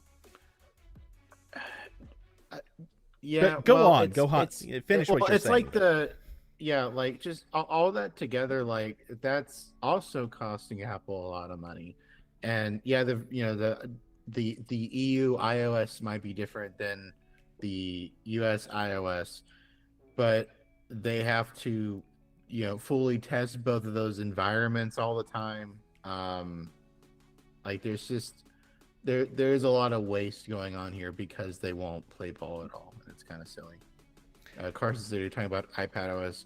No, just like the fact that in the EU, iOS supports third-party app stores. It functions differently with web browsers. There's all these APIs, and a lot of those are just flags, right? It's just something that's like toggled on for Europe and toggled off. But there are two different tracks of features and support here that have to be maintained at the same time, because the iPhone in Europe is a pretty different product than iPhone in America. Again, I just don't think that they're different enough that this is a crucial factor. What I do think is different is actually not the operating system. What I think is different is their how they operate and manage things. So by that, what I mean is when they had to open up certain things in the EU in the App Store, one of the things that they had to do was start allowing in apps that they hadn't allowed before. So the people working in the App Store curation process, they had to train those people or bring in new people or additional people to start covering certain types of apps. And I think that is probably costing them more than the development time that you're suggesting that it costs them to maintain that additional support in the OS. I think it's just the business practices. And the thing is, for the most part, they already had to do a lot of this stuff or they already had to have separate groups covering this, because a group looking over an app intended for a specific region already had to handle it a little differently. They already had different laws that they have to monitor. They already have a lot of these complicating factors. So I think the cost on them is actually more in the business operation rather than the development operation. Yeah, and I'm sure the lawyers cost more money, for sure. Always do. Especially the kind that are willing to sue the EU repeatedly. Well, or negotiate with them. They're not necessarily in lawsuits. It's just a lot of very expensive meetings. Yeah. Though, that being said, and I'm going to take a moment to just hard bash on Apple's lawyers. Apple is paying lawyers to just operate in bad faith all the time. Not just in the global sense, but just targeting random groups of people. For example, the various lawsuits against companies that have any kind of fruit-based logo, or a name that is fruit-oriented. And this includes companies that have nothing to do with literal apples. They might, there was one that I think was pear-based or pear-oriented, and Apple sued them on the presumption that they could be mistaken for Apple. Their logo didn't look the same, their company name wasn't at all the same, but Apple sued them.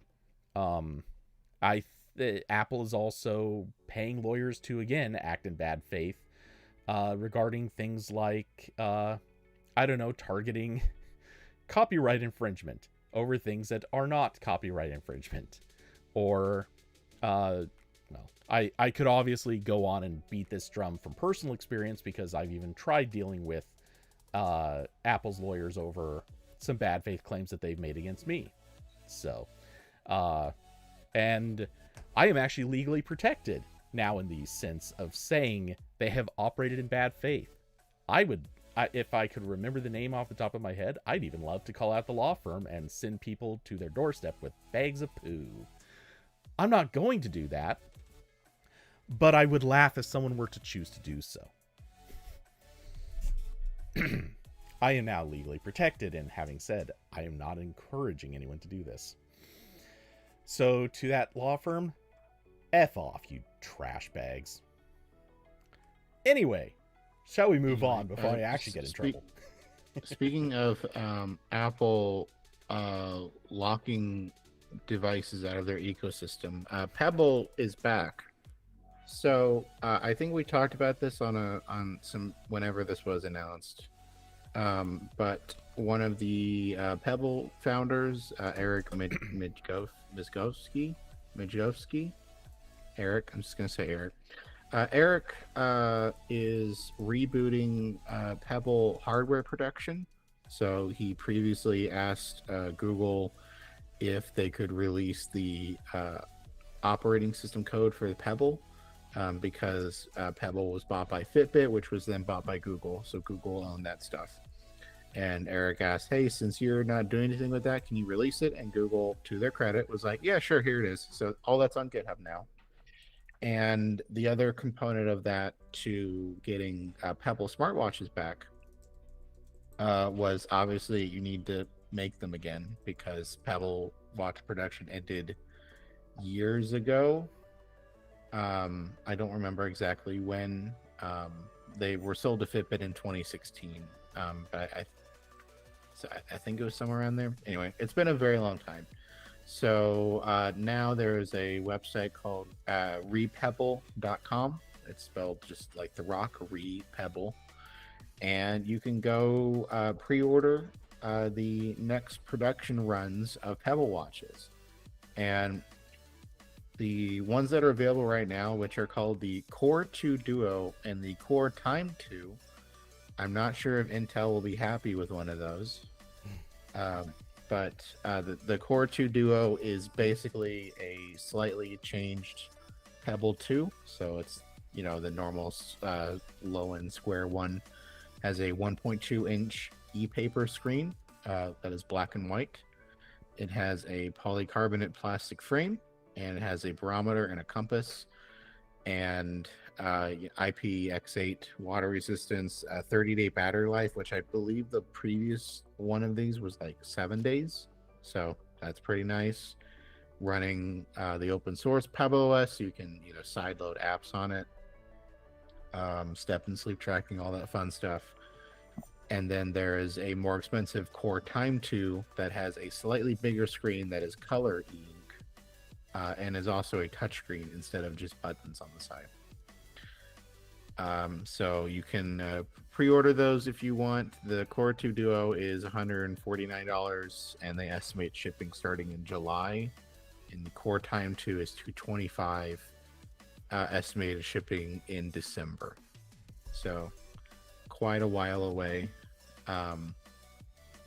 And I might be convinced to pre-order the Core 2 Duo. I'm not really sure. This seems like one of those things to me that like I'm gonna buy it and I'm gonna think it's neat, and then I'm not gonna touch after 2 weeks. So I know this happens with me a lot. Just because I do like my Apple Watch, and when I don't want like a annoying smartwatch, I just put on my $15 little Casio guy here, and that's my other watch. So I'm pretty happy with both of those things. I'm not sure if I would get much utility out of a Pebble. Obviously, it's a very different thing where there's hopefully going to be a software community around it that makes cool stuff. The similar example to this that I've seen is the Pine 64. I think it was called the Pine Watch or Pine Time. I can't remember, but it's from Pine 64, who made like the Linux phone and the Pinebook Pro laptops, and they also made like an open hackable smartwatch, and it's kind of cool. So as Austin has pointed out, there is a only 30-day warranty from when you receive the order, which that's pretty short. That's extremely short. In a sense, I kind of get it because of the way he's running this project and the circumstances behind it. But at the same time, if you care about warranties at all and expect it to get at least, let's say, a year out of this, might not be a worthwhile, will air quote, investment. It is what it is. That being said, this is definitely kind of the same vibe as paying someone to 3D print something for you. Like that's kind of the level of support here is like, you do not have the ability to make this, and most of the support you get after the fact would be from like the open source Pebble OS maintainers, whoever they will be. So we will make this for you, and then the transaction is complete.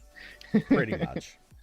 Which, to an extent, again, I get that. Like, if you're talking to anyone who makes like custom keyboards or something, they're not going to give you some extensive warranty either. They're going to say, all right, we make it, we'll send it to you, you get it, you test, make sure that it works. If it doesn't work, we'll take care of it. But like once you're past that like does it work stage, we're done. Like that was the exchange. And so I get it from that sense. Some things are going to exist in that way. And it's worth noting, um, as I understand it, and I don't think it's entirely said here. So the founder does say this much. He said he personally funded development of the new watches, and as I understand it, he is personally footing the bill for buying the production of these watches. Now, obviously, the pre-orders, if they go hog wild and they're a crap load of pre-orders, uh, I'm sure they'll ramp up production to match the pre-order status. But supposedly, or at least as I've heard it, he is basically footing the bill on production. So, from that sense, yeah, I get it. He's laying out a lot of money for this, and he's gonna make most of it back, if not plenty more, I'm sure. But it's presumably they don't have an actual company that is going to manage the like full customer service cycle.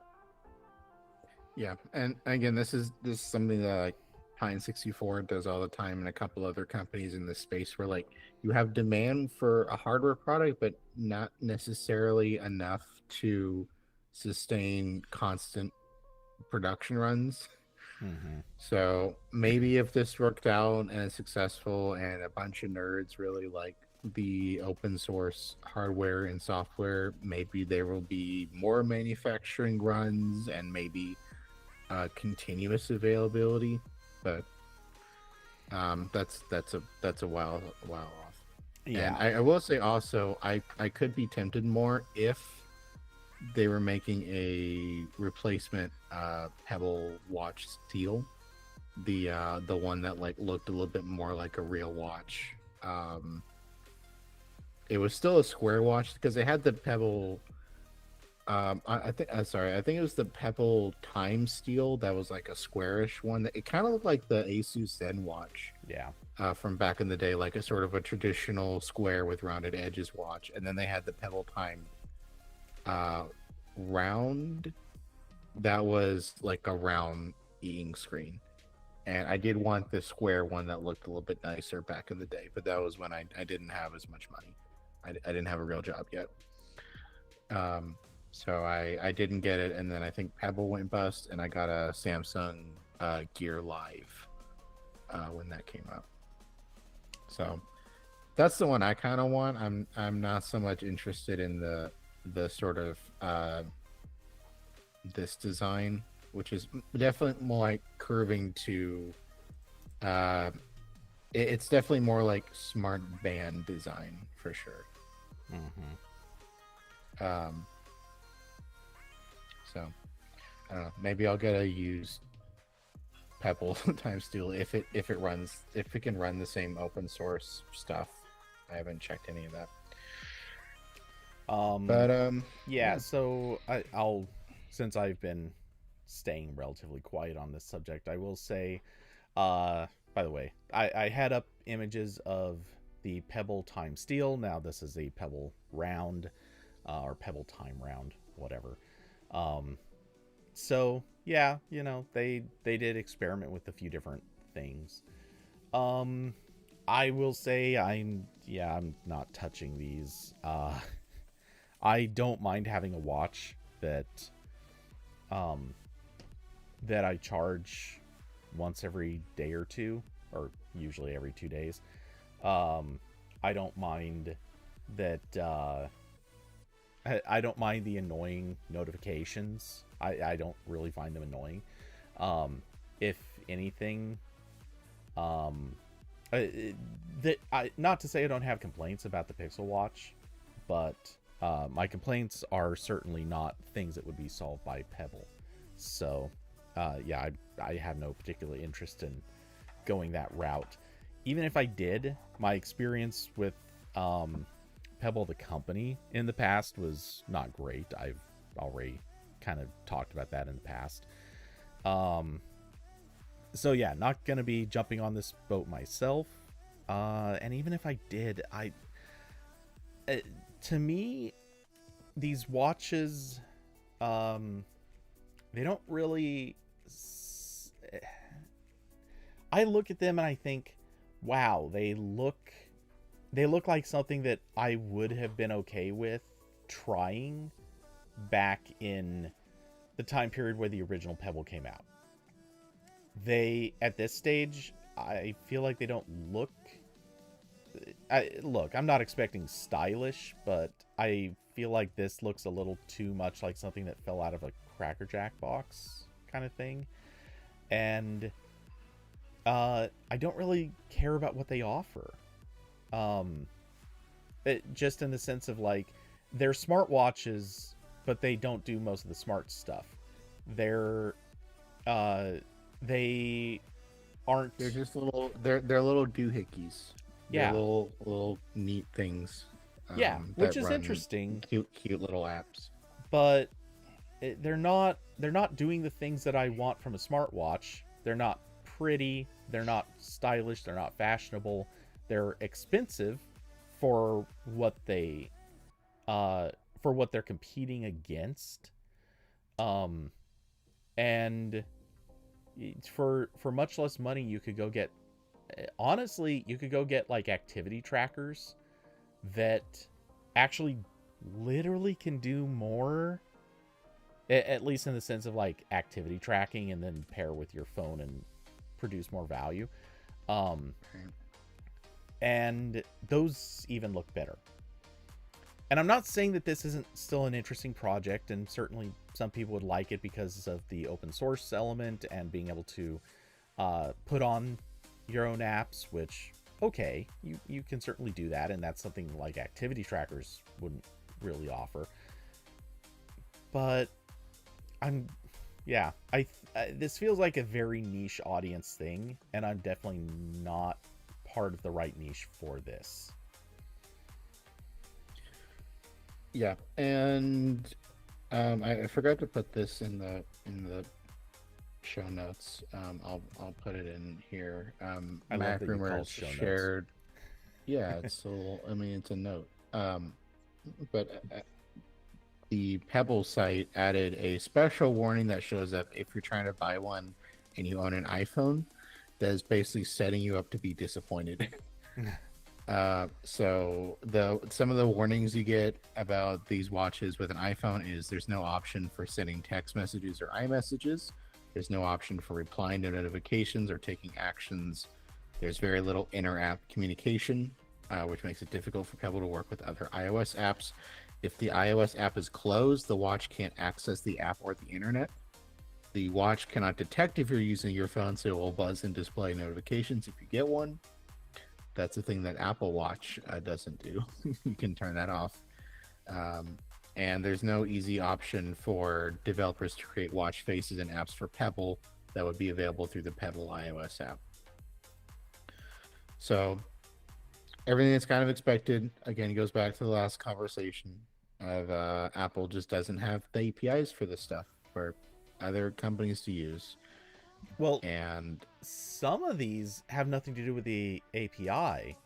That bit about the watch faces, that's an Apple Store policy. That's an Apple Store, yeah. Yeah, this is 100% a case of they don't want to let anyone operate any sort of business and accept payments for digital goods without taking a big cut of it themselves. And that's how Pebble would need to run the store in order to handle watch faces. So, yep, that's the problem here. The notification thing, that seems like something they might be able to technically work around if they really wanted to, because this is something Microsoft dealt with the phone sync app for Windows. They've renamed it like twice. I don't remember what it's called anymore. It used to be called Your Phone, but it's the thing they set up where like you get a text on your phone and it can show up on your PC, and they got that to work with iPhone, but it's because it has the Windows PC connecting to your phone over Bluetooth, and it sets whatever flags in Bluetooth exist for it to be like a car. right? Or some other device that's intended to receive notifications, and then they sort of display that in their own interface. So it's really janky, but it apparently mostly works. You can send messages back and forth. I, I I know it doesn't work with like iMessage group notifications and that kind of thing, but maybe that's why they're not bothering with it for text, where it's like some stuff's not going to work, so we're just not going to deal with that. I also wonder if some of this is just because Microsoft is Microsoft and Pebble is Pebble. Right. Yeah. There's some. Yeah. I don't know, like with how the watch connects to the phone, if like that Bluetooth workaround is an option or not. I don't know. I'm not a. I'm not an iOS software developer or a hardware engineer or a Bluetooth expert. I hate Bluetooth. So this was. Yeah. So this was the thread I was reading yesterday on Mac Rumors. Of everyone in the forum just eating the entire boot, not just looking at they fully ate it, Laces and all. yeah.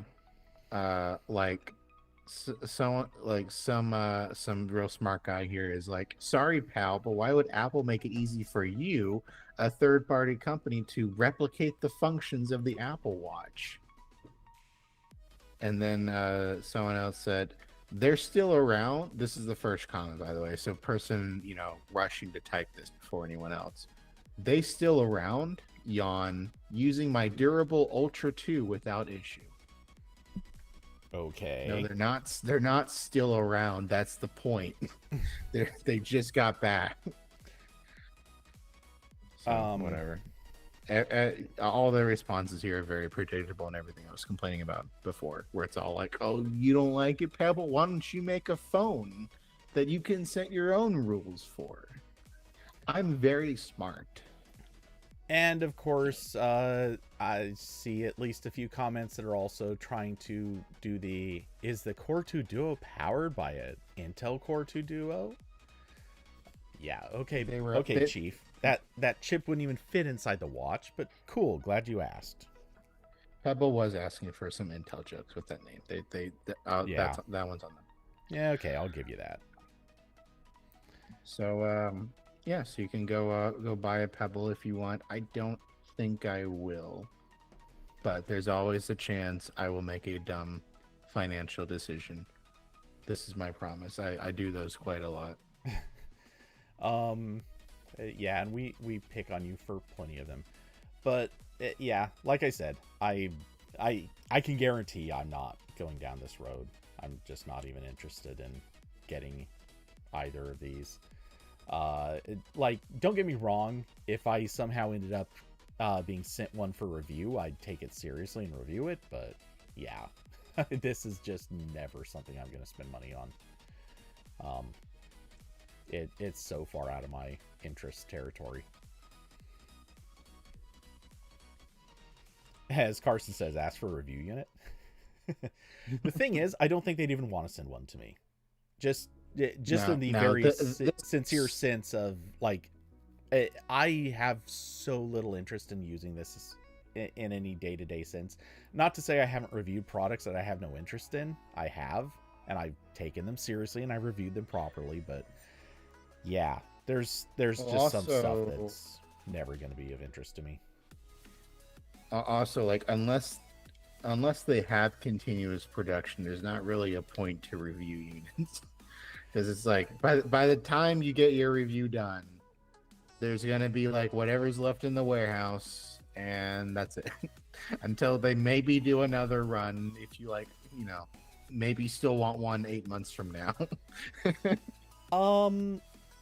I mean, okay, that's true. First off, I will slightly counter that by saying, if they sent review units out to people ahead of the pre-order closing, then there's a good reason for review units, because there will be people, I'm sure, who watch this or like read reviews and watch for stuff, and they say, you know No, what, we don't. watch this. We are Yeah, big time influencers. Everyone's been waiting to see what we say about the Pebble watches. but And all of them also sat through the 2 hours of Apple complaining before getting to this point. I would argue it was only about an hour of Apple complaining, and we complained, or we talked about Google and other stuff separately. Anyway, but when I said watch this, I meant that in the sense of like watching the events going on, not this particular stream of us just ranting at things. But what I'm getting at is if there are people out there who say we won't buy anything without there being reviews, not even necessarily positive reviews, but some people just, they have grown into learning that once reviewers have something in hand, they're not always willing to be perfectly honest, but they're at least usually willing to say, hey, I tried this thing and it's holy crap garbage. Right. Like, or it doesn't work for me or something like that. If the reviews come out universally panning a thing, then there are a good portion of people who will basically say, okay, you know what? This is a thing I won't try. Like, I'll put my money on these other things, but this everyone seems to hate. I can accept that it's just not worth it, and they'll walk away. So, and this is the type of product that, let's be honest, there is a chance that it would fall into that category. It's not likely, but it's not impossible. Yeah, I mean, I'm sure they'll have to do pre-production runs just to make sure like the operating system boots and all that fun stuff, and maybe that's what they'll send to some reviewers. Yeah.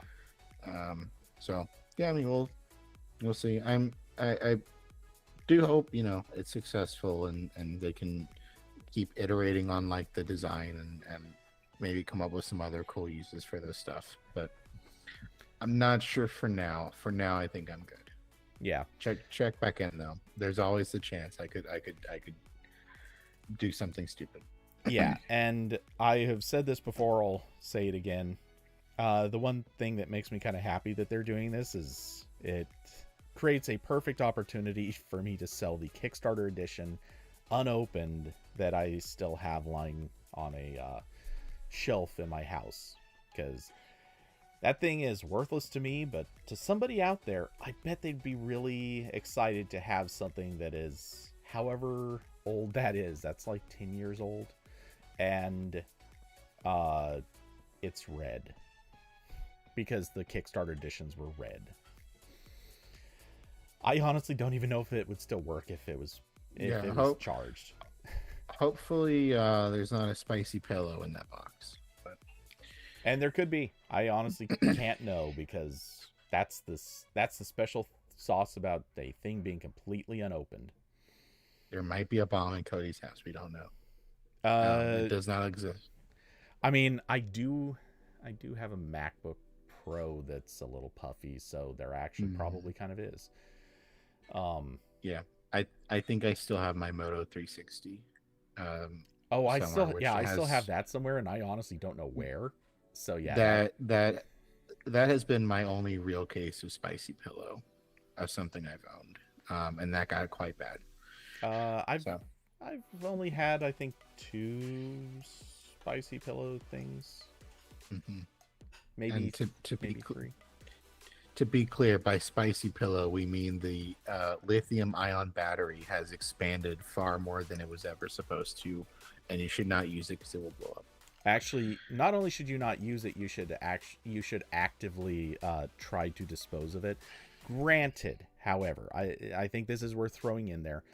For the most part, if the charge is fully depleted on the battery, I'm not going to say it's safe, because it's not, but the odds of anything dangerous happening if the charge is fully depleted drop considerably, because basically if there's not a charge for the chemicals to react to, for the most part, they mostly can't ignite.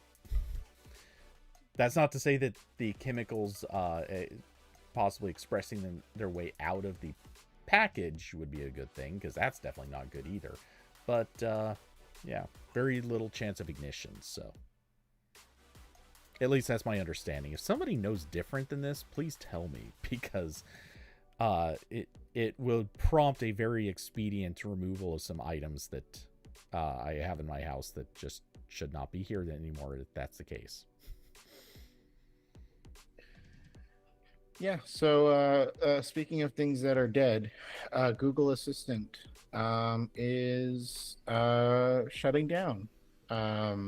Or rather, Google is that I think it was last year, or yeah, I want to say it was last year. They started integrating Gemini AI features into Assistant and sort of made Gemini do things that were traditionally something Google Assistant would do.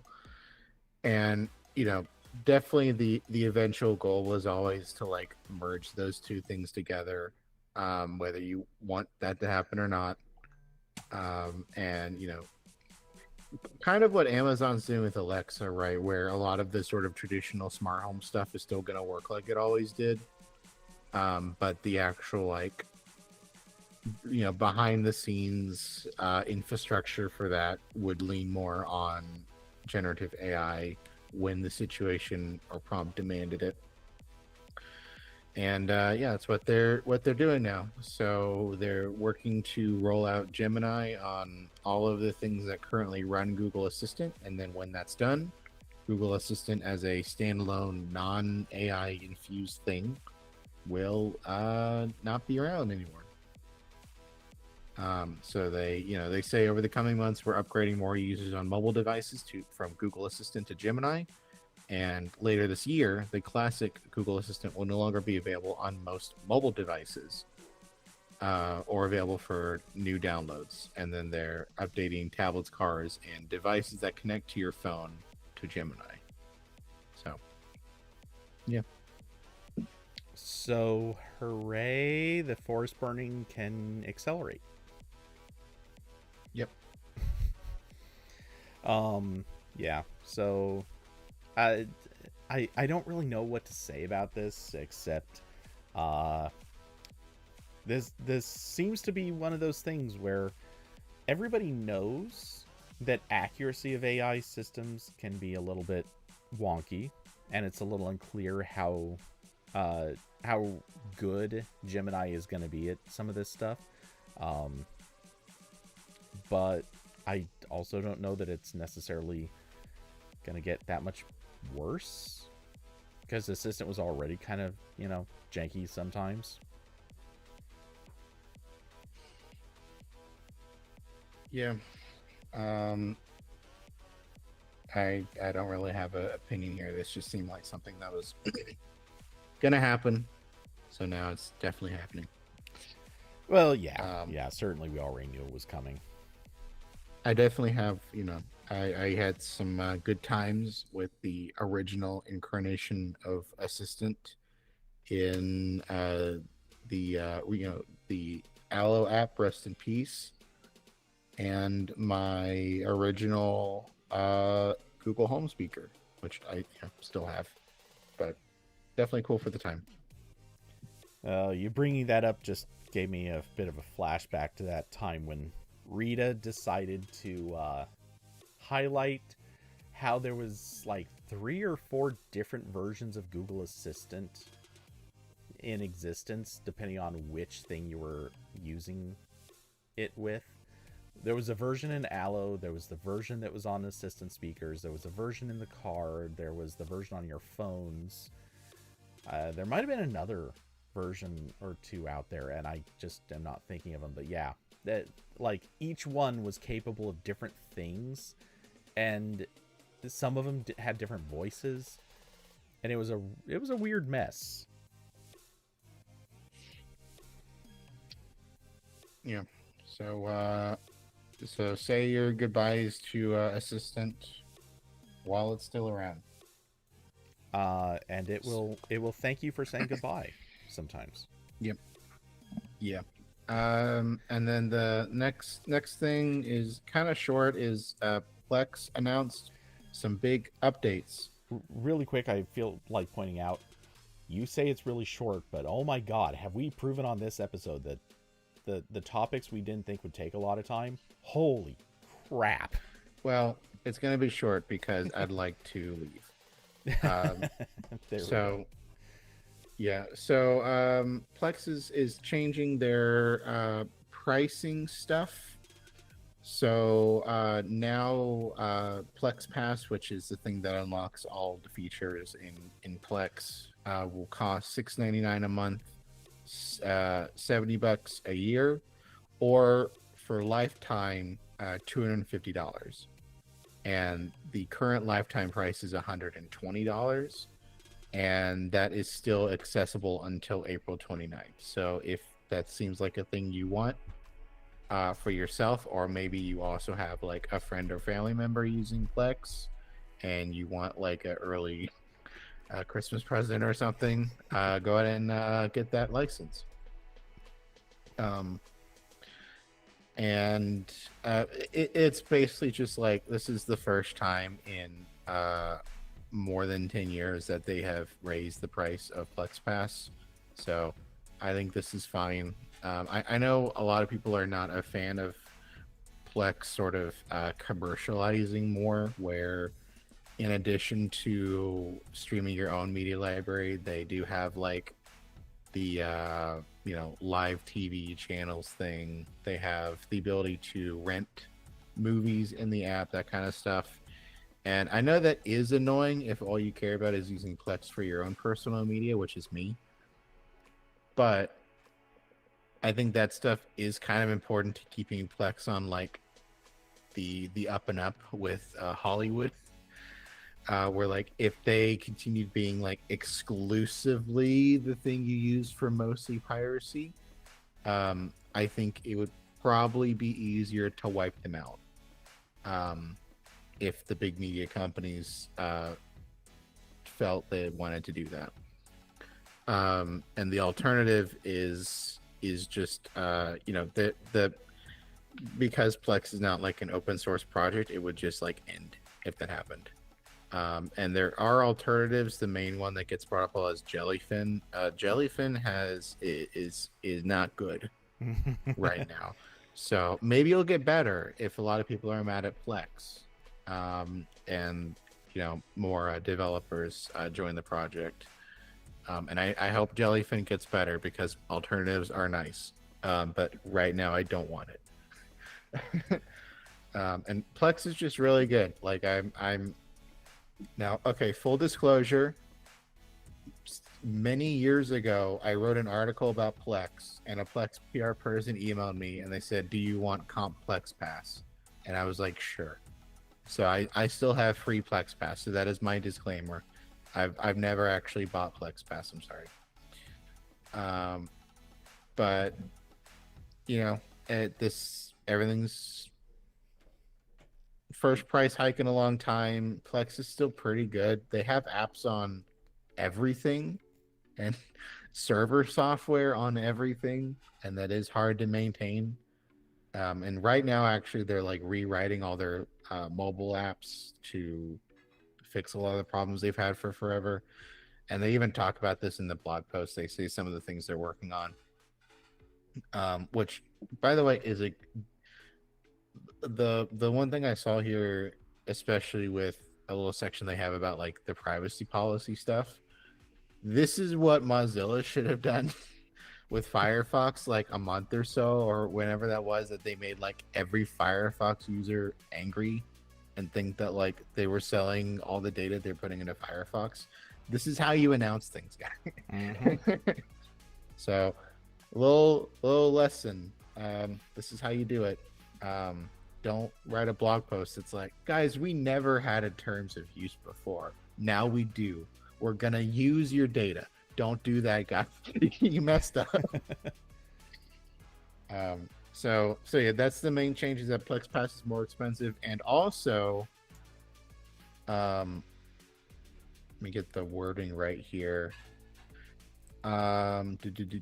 We are also changing how remote playback works for streaming personal media, that is media when not on the same local network as the server.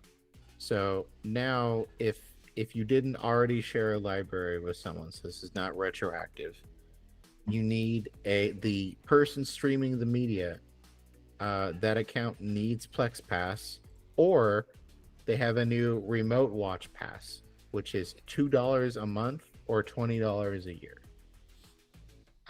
So that part is a little bit annoying if like you set up a Plex server and you shared it with a bunch of like friends and family members who all have their own individual accounts.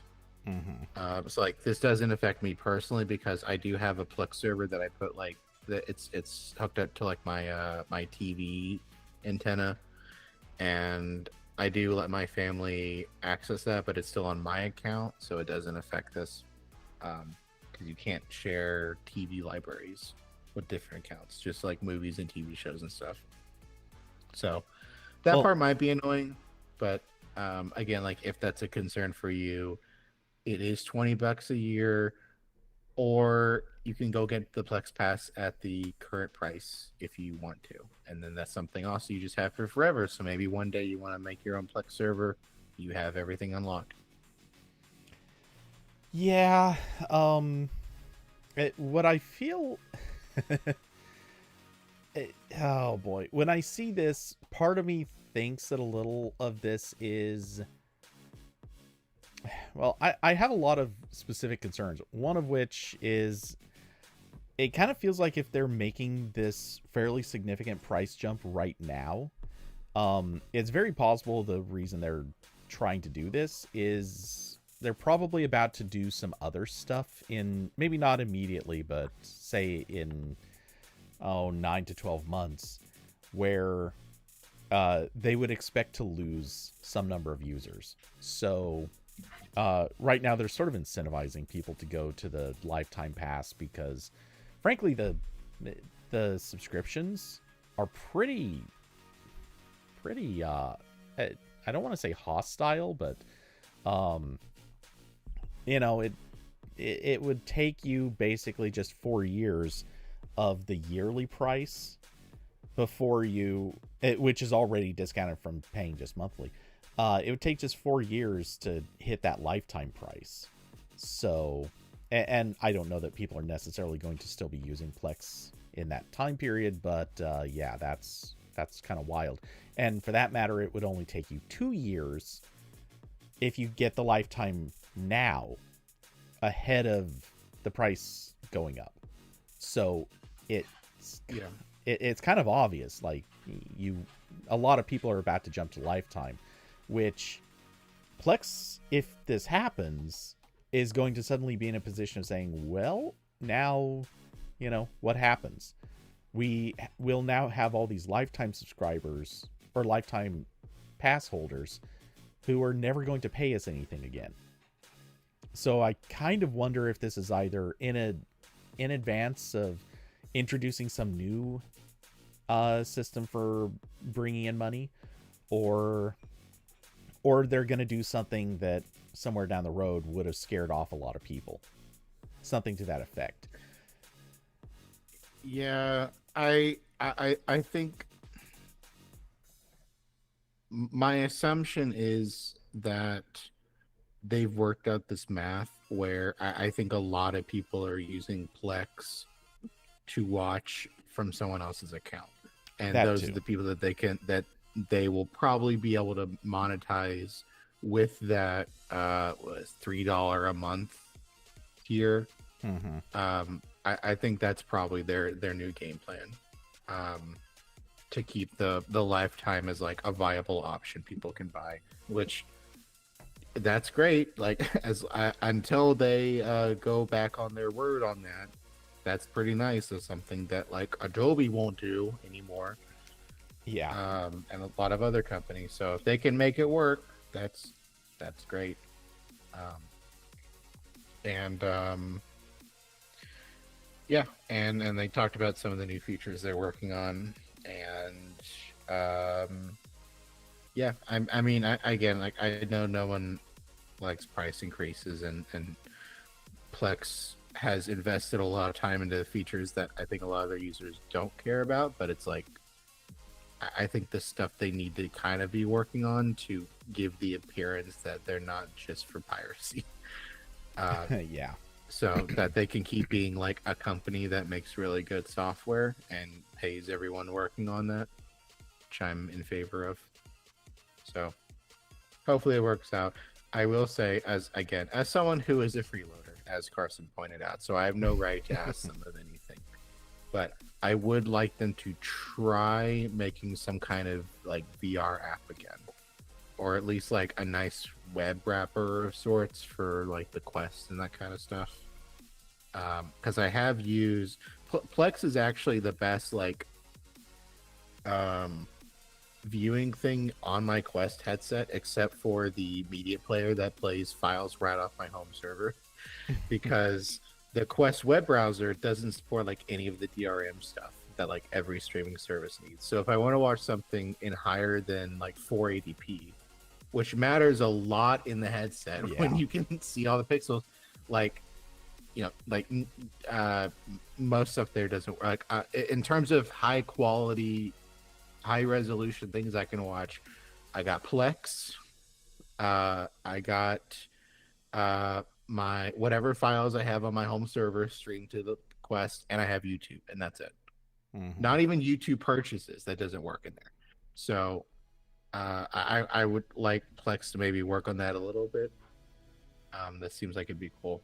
Bonus points if they can figure out some kind of like remote watching integration, but I know they're scaling back on the remote watching because I guess not enough people are using that. But yeah, something to consider for them. That's my ask. Yeah, and I'm also inclined to call out that while they are ostensibly trying to make themselves look less like the piracy thing, I feel like this is almost leaning into the fact that they know full well the vast majority of their user base is here for the piracy, and what they probably are also recognizing is with the way the economy is likely to go, basically, kind of lean into it because they know more people are going to be pirating now than there were a few years ago. So I think they know a lot of people are about to start closing up some of their streaming subscriptions, and especially since all those subscription prices have been going up too. I mean, Disney Plus, Netflix, I know a few of the others, all of their prices have been going up pretty quickly, and it's starting to make a lot more sense. Like if you can do a little bit more work to do the piracy side of it, and you can pay right now to get a Plex Pass for a relatively accessible amount, jump on that now. Otherwise, your piracy won't be as pleasurable, basically. Yeah. So if you're mad about the price increase, go do what Plex is clearly pushing everyone to do and buy Lifetime right now. Well, so that's you. Not necessarily, or mad, try to but... deal with Jellyfin if you really want to. Or honestly, another alternative for some people, and I would probably do this before Jellyfin if it was just on my network, is old-fashioned bunch of video files on an SMB network share, and I'm just opening those on VLC because you know what, still works. That's what I'm doing on my the video player I bought on Quest. Just has a SMB browser, and I click the videos in there, and it starts playing, and it works. Also, the VLC app on iPhone and iPad do that. It works fine. That it does, I'm sure. I have no reason to think it wouldn't. It's not pretty, but it's fine. It would not be. I would not be able to do that. For that matter, though, Jellyfin. Correct me if I'm wrong, but doesn't Jellyfin work basically as you like it scans remotely whatever share. I don't know, maybe it doesn't still work this way and it did at one time, but I recently heard someone describing how it worked, and it apparently the Jellyfin doesn't really have the same structure as Plex. Like Plex has a server that does all the scanning and getting all the details of movies and TV shows and whatever else. And then you connect with the client and the server tells the client what it has available. Whereas Jellyfin, my understanding is every Jellyfin client has to do that scan and get the data, all the metadata for the TV and movies. And basically, like, the server is either basically a thin server that just provides like SMB share effectively. Like maybe it's a different protocol, but have you used it? Is this wrong? I tried setting up, but it was only for my local TV broadcasting. So I did not try to use it for movie or TV show like file. So I'm not totally sure. I know I gave up trying to use it for TV because my logic was Plex doesn't let you share live TV libraries. So I was trying to be like, well, I can just point Jellyfin to the same TV tuner I have hooked up to my server and share it that way, but I could not get it to work. Okay. But that I don't know if that was necessarily on Jellyfin or if it was like Docker shenanigans or something. But Yeah. And I forget what it was. I'm trying to look up the name and weirdly can't find any sign of what it was. But there was something else I tried using once a long time ago for somebody that wanted something that wasn't Plex and would do a certain other set of features. And I am not figuring out what it was, but I did try it and it was awful. So yeah. It was named Kodi, Kodi. oh yeah, I've been wondering like how that still works as a server, because how I've always used it, including like way back when it was XBMC, was just like I have a Raspberry Pi. I need like a nice media center interface to like open files on. So I never tried using like its like server features or that kind of stuff. Yeah, like I said, I tried using it, setting it up for somebody to use, because they basically wanted another feature that Plex didn't do, and the Kodi software did, and I tried working with it so long, and there was no way to wiggle it into being a good experience, and this was specifically on Android TVs, so. Maybe the issue was it just had a poor client experience on there, but I don't think that was it. And it wasn't new at that stage. It had already been around for a few years. So I think it was just I just get the impression that they didn't have people really polishing the experience. Yeah, tale as old as time. The commercialized experience is pretty good but costs money, and there is an alternative that is free and community developed, but is weird in a bunch of annoying ways. So, Yep. I love software. But yeah, maybe Jellyfin turns out to be a better experience because of a surge away from Plex. We'll find out. Yeah, I'm not gonna hold my breath on that one. I think you'll keep getting like a little bit better every month for the rest of existence, but still kind of not as good. Probably still falling considerably behind Plex would be my guess. Yeah. And the last thing we got on here is it's definitely old at this point, but I still wanted to talk about it because it's very weird. Is Google had some announcements at the Game Developers Conference (GDC). One of them was a massive expansion to Google Play Games for PC, which is the weird, still like kind of in a closed beta application that you can download on a Windows PC, and it lets you play. Right now, it lets you play some Android games by downloading them through the Play Store and running them in an Android virtual machine on your PC. And they have some extra functionality to like let you mount buttons to stuff. So it's basically a Google sanctioned version of BlueStacks, um, but a little bit more official. It has like the real Play Store. It's not like a hack thing, and importantly, they've been giving developers control over how it works. So if a dev is like, I don't want to support whatever that is, I'm not testing on that, then they can just check the checkbox. It's like, no, please leave me out of this. Yeah. So it's been kind of in a weird existence like that for a while, and they announced some very big changes to it.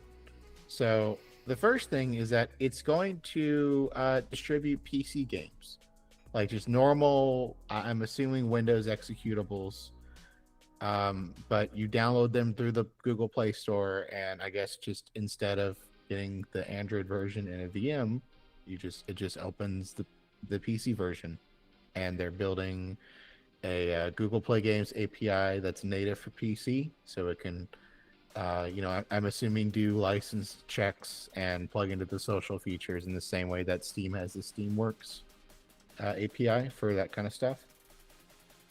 And they and that's also not. I was writing about this and trying to find when this happened, and I couldn't find it. So hopefully, I'm not fake news here. But I remember them doing something similar to this with Chromebooks, where if you downloaded certain Android apps on a Chromebook from the Play Store, it would actually install the PWA instead.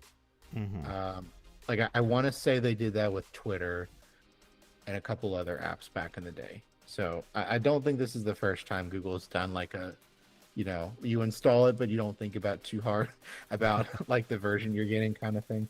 And I guess technically they've been doing that with app bundles for everyone for years now. So it's, not really that different.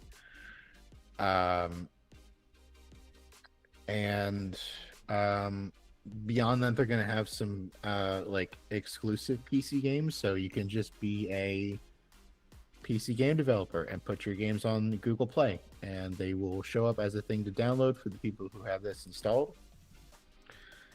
And Google is going to this is going to be pre-installed on some PCs moving forward. They're going to try to do some pre-install deals with OEMs.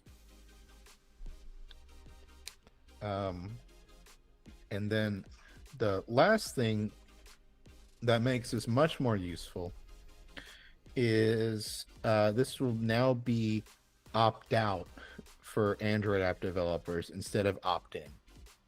So now you should be able to download most Android games on the. It's still just games, by the way. You can't like run apps on this, which is kind of weird, but whatever. So most games should be downloadable, but then of course that means like there's going to be a lot you can download, but will not work with the keyboard and mouse properly. And for those, Google has like a little virtual button mapper thing like BlueStacks had. So yeah, this was kind of weird to me because it's like, so Google has like a Steam competitor now. They now have a game store for PCs that has PC native games on it. So it's a different approach. They're not going at this like Epic Games where it's like we will exactly replicate the functionality and like intended storefront audience of Steam. They're coming at this from poorly implement. Right.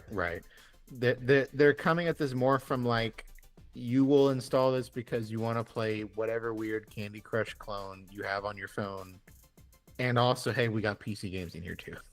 Yeah. At least for now, maybe that strategy will shift later on, and they'll make this more of a like overt Steam alternative.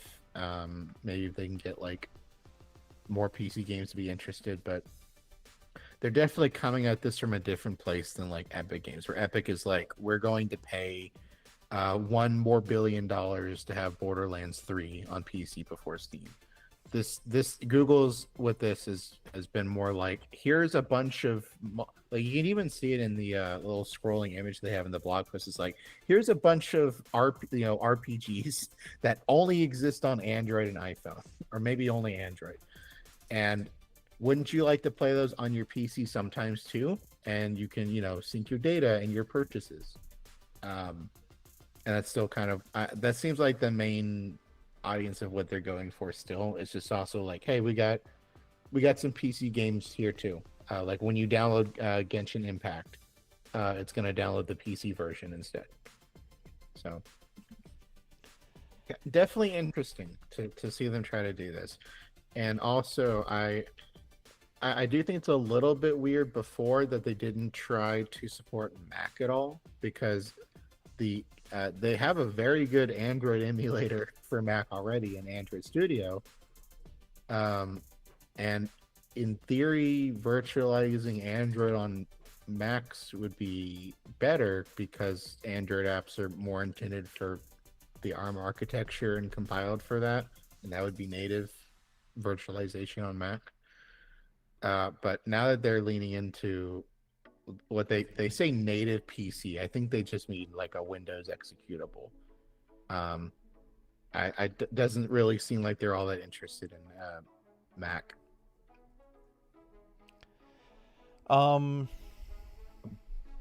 Well, everyone seems to just not be interested in Mac quite yet, but which is weird, because like the hard part with Mac is like, oh, we gotta make Mac games. It's like, no, you don't. This is an Android VM. Yeah. You already made this for Android Studio. I know it's not quite the same thing, but like, some shared architecture. So coincidentally, I was closing out a game stream, or about to close out a game stream one night when Moira Prime hopped into the chat, and so we kept talking for a very long time, and we ended up on that same topic of why are game studios not building for Mac. And I still hold to the position that there may be reasons, but they're dumb reasons, and the game studio has to be dumb not to do it. Which part of my premise was actually contingent on, let's see what the new Assassin's Creed does, because that's one of the first really good tests of a game coming out same day on Mac. But which I will not support, not because I'm against Ubisoft.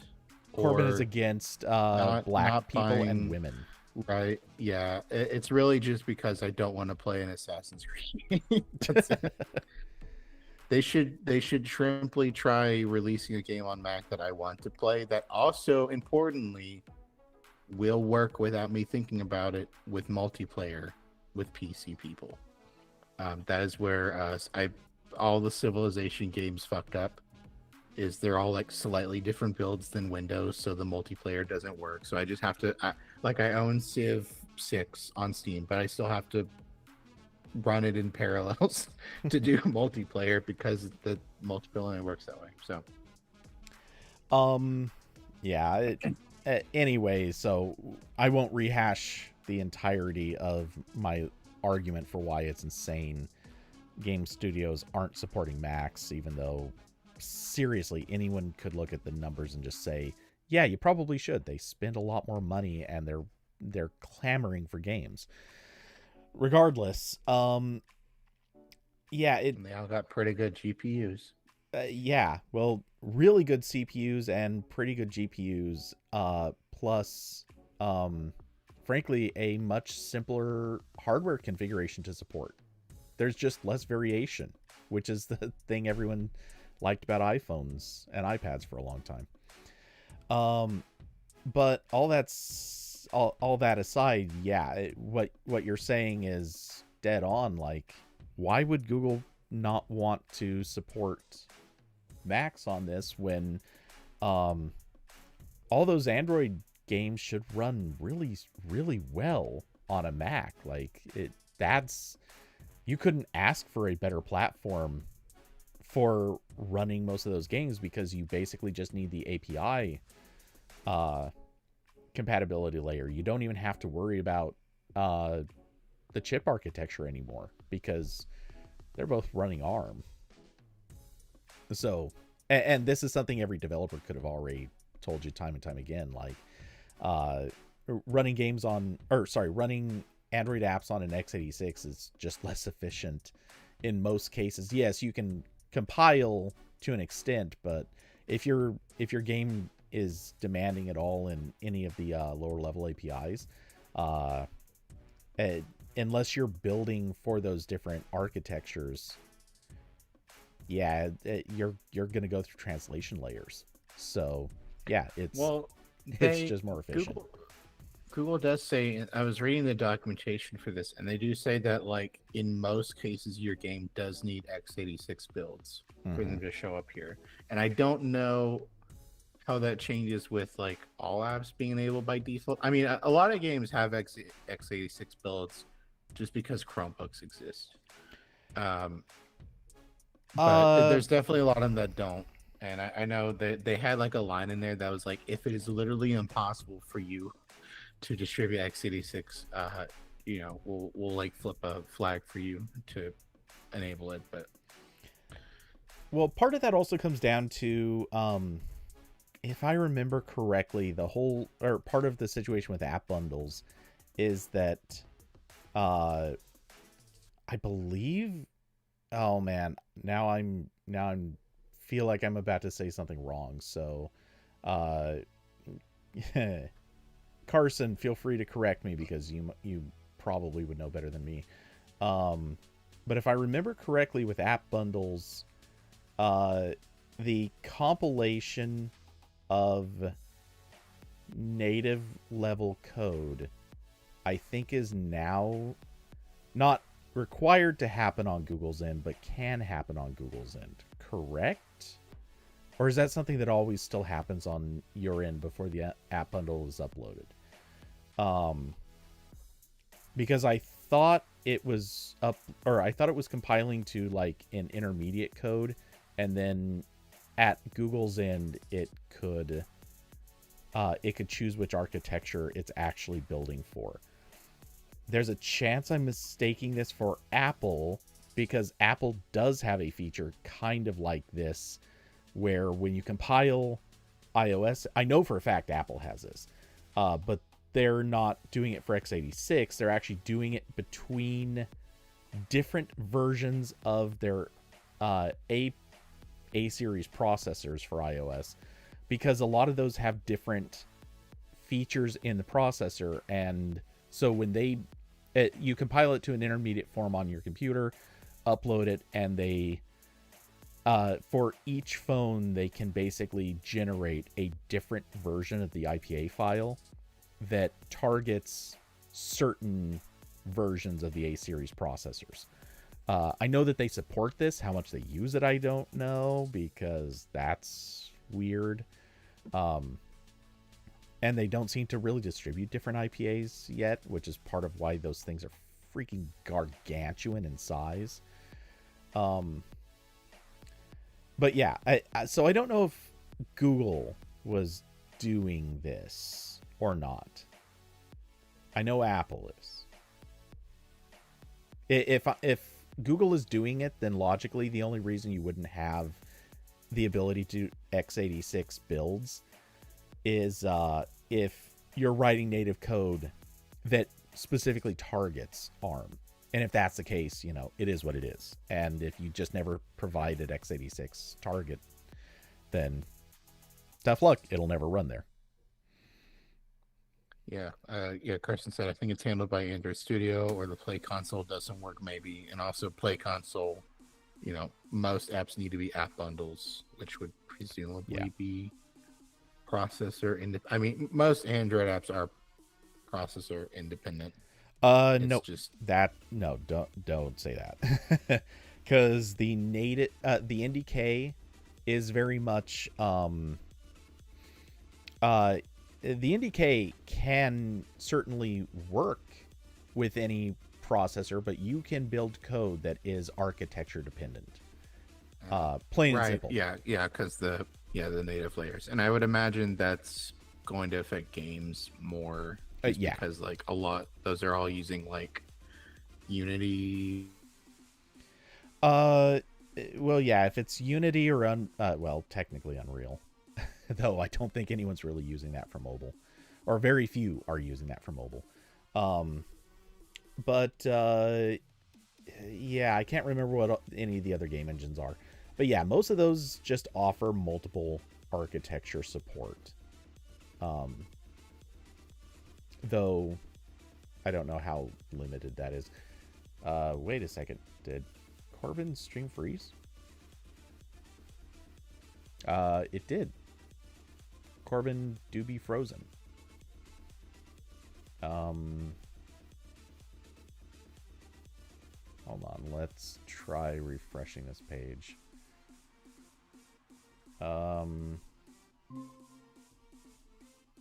You there? Okay, I think he froze and now he gone. Wait, and why did my camera view shrink all of a sudden? That's weird.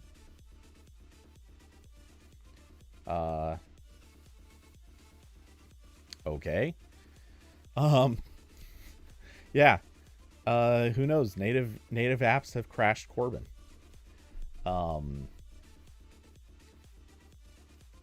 Let's see. I'll try messaging him real quick.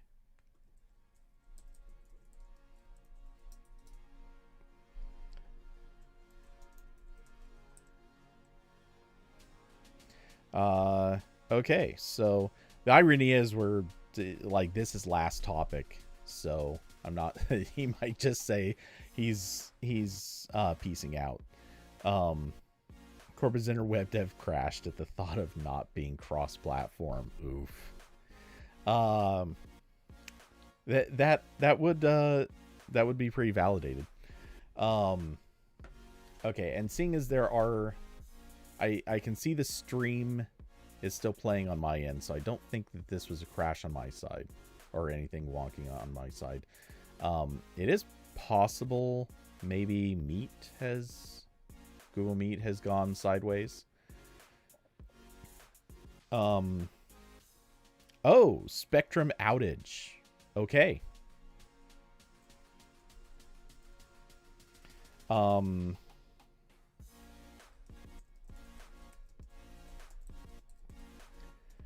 Let's see. Yeah. So, yeah, his ISP just had a full outage. So, yeah, he is messaging me via phone. Or cellular connection. So, yeah, that pretty much that sorts that question out. Okay. Well, in that case, let's I'll bump it to that view, though I really don't know why, because it was basically like we were within a couple minutes of being done with this.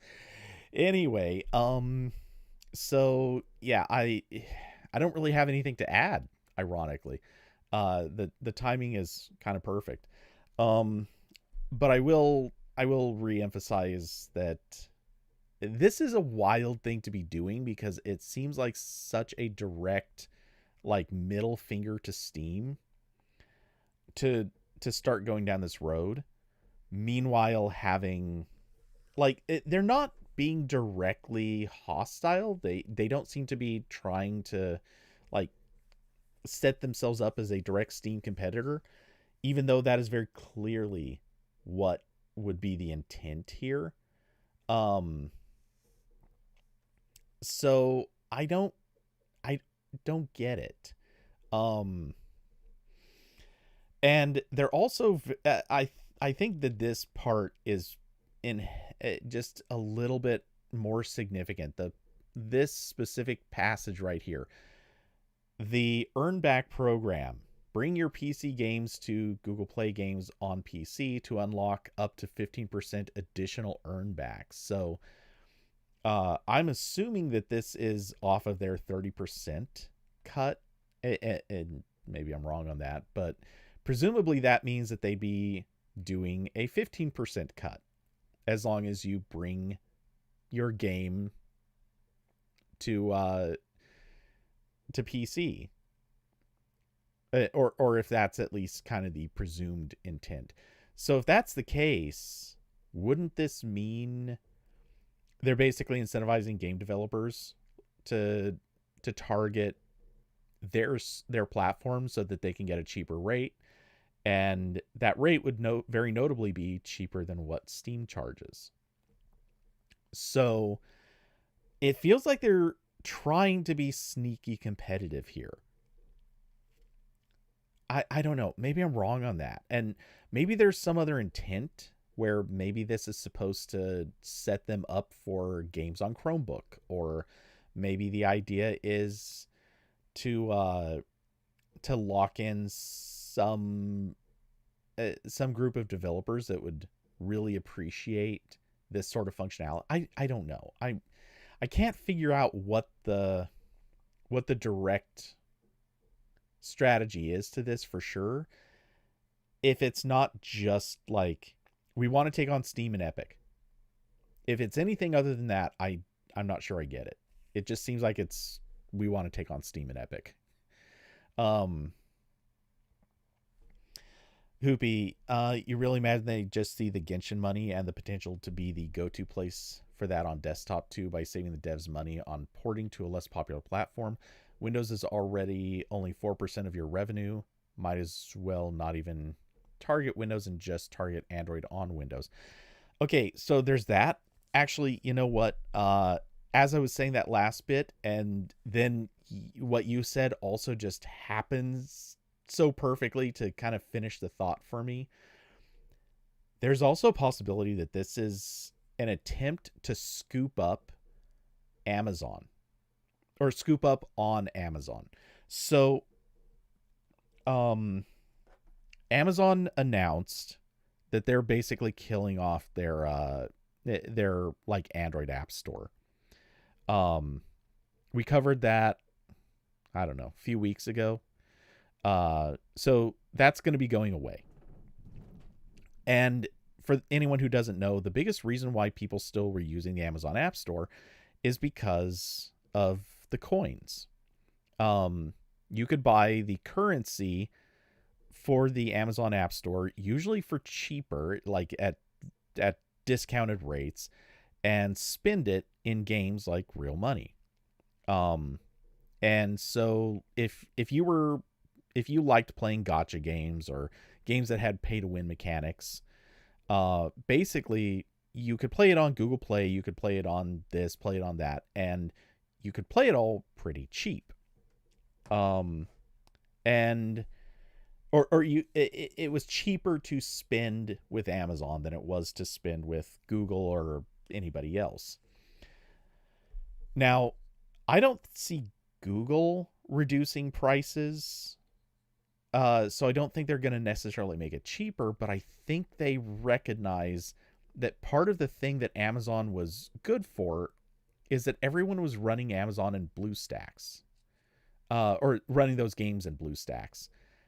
Since Amazon is getting rid of all of that, I think Google is recognizing that there's an opportunity here where they don't want anyone to get their games from somewhere else, and they happen to already offer the full stack, so to speak, of that you can pay for store, or like you can get store credit, you can spin through Google Play. What they now want to do is basically offer the BlueStacks portion of it, and they have that ability to basically be the one-stop shop for all of the in-app purchases. So yeah, it's the Genshin money, but for all of those things. That would actually make a lot more sense, and it would fit the timing perfectly. I mean, this project that Google has, honestly, it felt like they had forgotten, except for the fact that I don't know about anyone else here, but I was getting ads on Google Play constantly, just notifications always telling me, "Hey, try such and such game uh on Windows. You can, get this game or get that game." And it was always the same like handful of paid like heavily freemium games. And it was stuff I was never going to play. But it felt like they just wanted to kind of push those junk games, but I wouldn't be surprised if maybe the strategy here has been we're we're just setting up for the day when there's a good opportunity to sort of strike. And I think that's when Amazon went away, they probably realized, yep, this is it. Or when Amazon announced they're going to go away, I think Google realized this is their opportunity to strike and push their way in.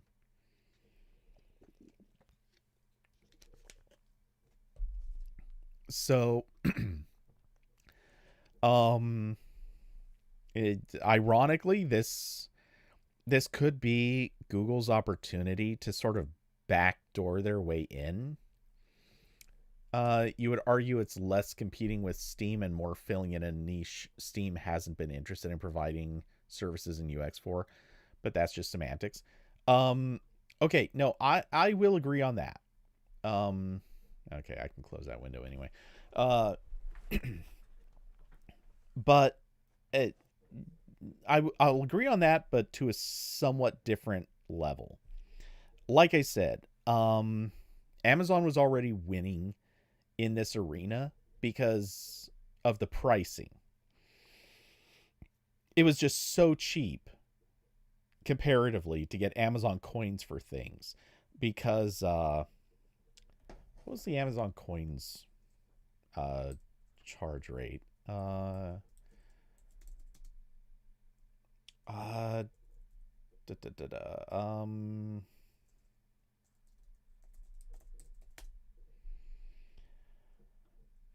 Coins basics. Let's see, did they still have um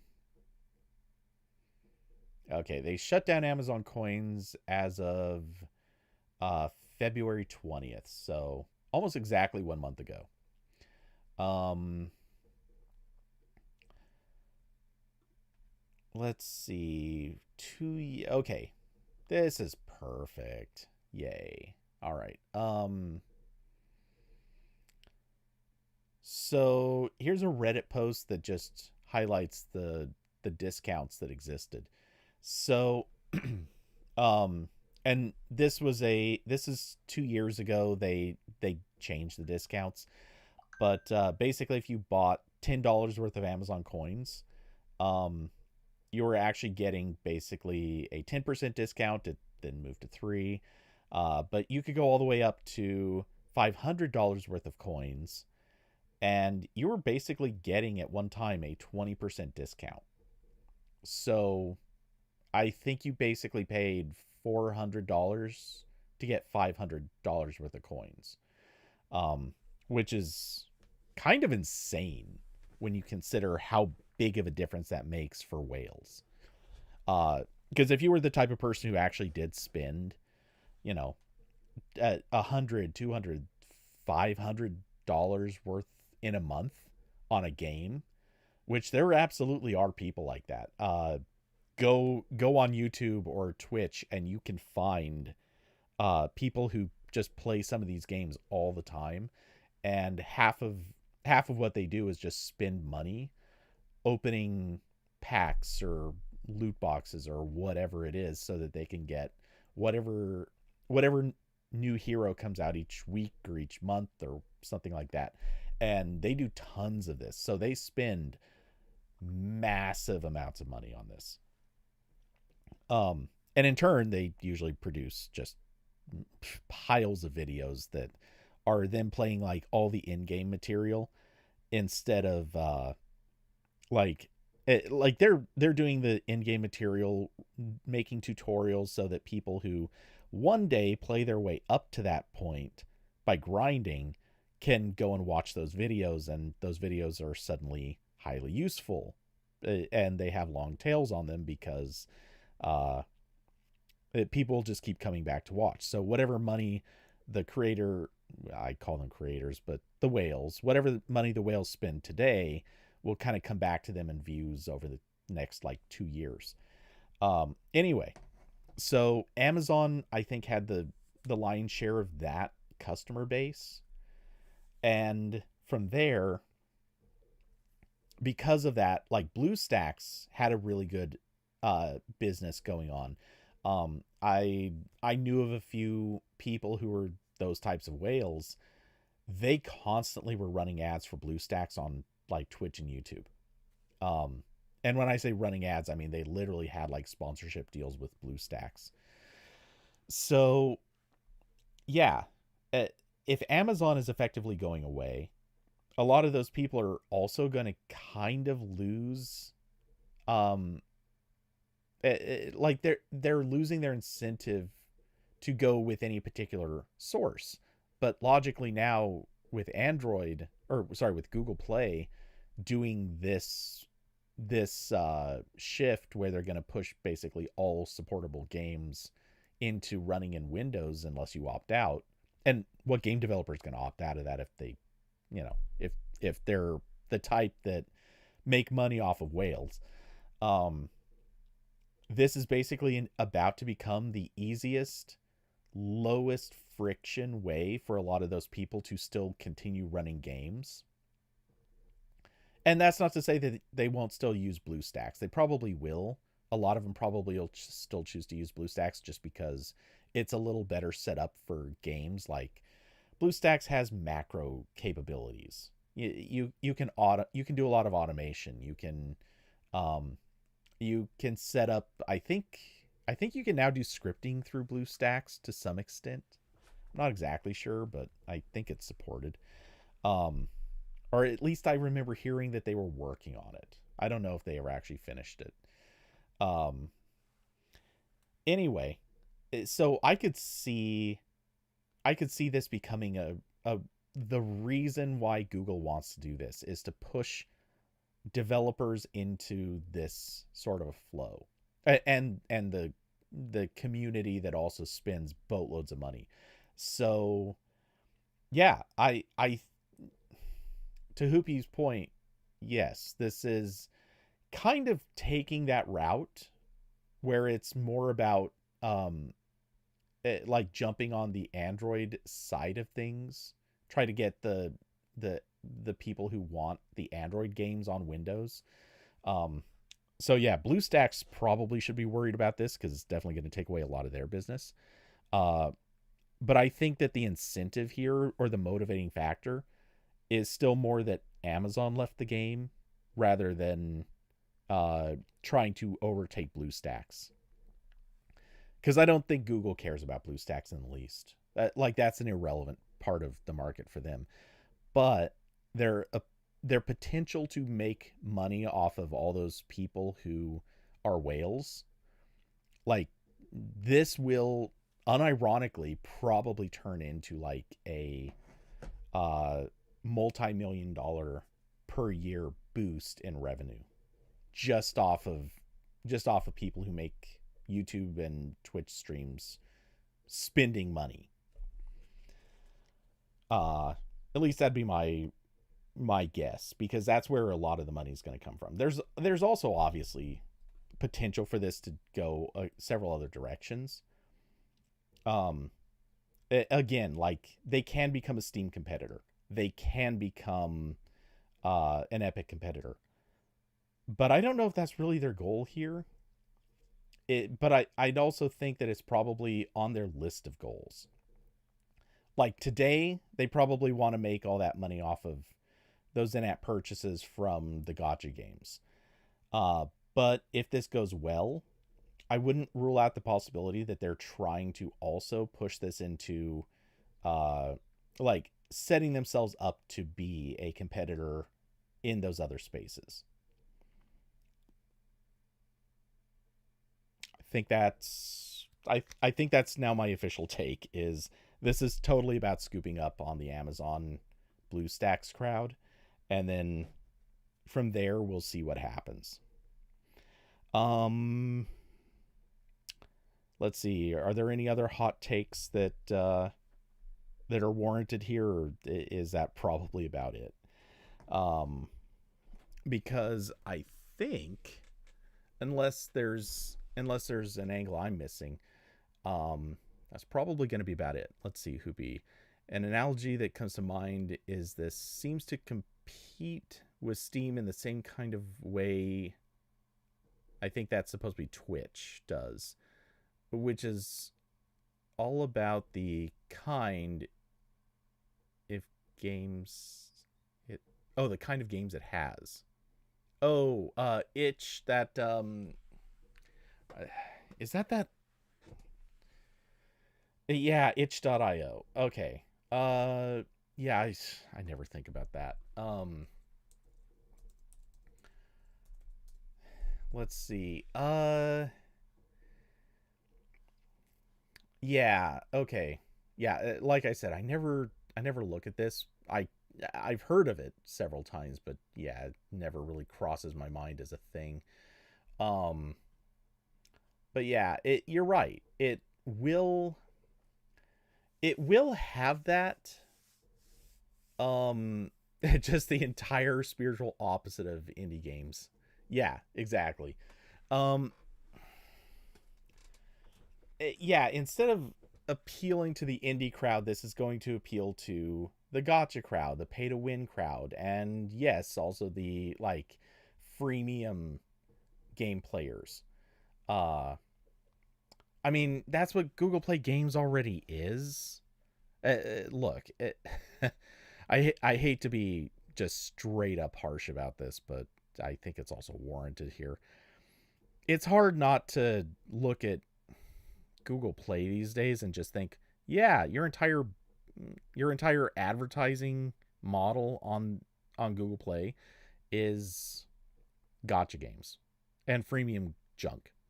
Um I every single thing that has been advertised to me uh on the Play Store these days, it is junk. Um I you know what? Not a good way to share a screen or anything that I'm going to set up right now, but uh you know, if I look at the recommendations I'm getting, some of this is obviously sponsored stuff or quasi sponsored if you want to think of it that way. Like in the banner ads, I have a thing about March Madness. That's March Madness. Which is all basketball stuff in case anyone doesn't immediately recognize that term. Um, let's see, an advertisement for Babbel for learning languages. There's a March Madness thing for TuneIn Radio. Um, I don't know what that is. That's actually different.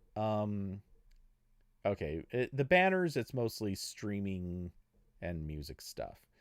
A lot of stuff also kind of featuring March Madness. Um, oh, well, racing. I guess that's something. But that's also a streaming service. Okay. Movies and a few other things. But as I scroll down, like most of what's in sort of the suggested territory, um, the things that are not necessarily sponsored but are quote unquote suggested for my account. Here's the thing. I don't play a lot of this type of thing, but they are suggesting a lot of games that are the classic junk games. Um the ones where like the ones you always see ads for where like eh, you've got a guy who's shooting forward and you can kind of move him to the left and the right and you're supposed to do math for the gates that he runs through to figure out like how do we build a larger army, how do we strengthen the army, stuff like that. Like that one. uh Everyone here has seen that ad, I'm sure of it, or an ad related to that. That game is in my recommendations. I'm never going to play that game. I don't want to play that game. I've got zero interest. Why? Which, by the way, I really would kill for them to. Oh wait, can you now block ads? Oh, I think you can. Oh my God, yes, please. I'm gonna start blocking some of these advertisers. Oh, I didn't even realize that was an option. I can clean up my Google Play. Um,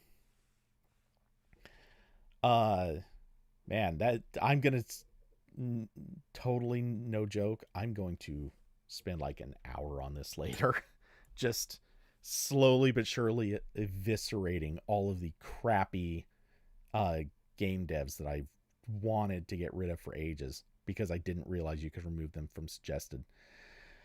Um, that's awesome. But yeah, it. I looked through the suggested list. Okay, so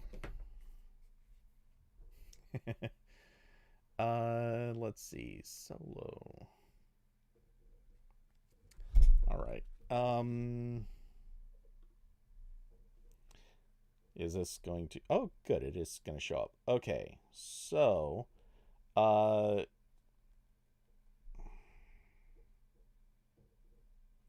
all right. So they've got the suggested for you section.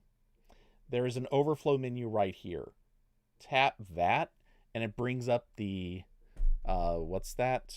My ad center, and from here, it shows you the ad which you can pick, and below that it's got a report or block and report. Yeah. A thing about customize more of the ads you see, and it tells you who the advertiser is while you're seeing the ad, stuff like that.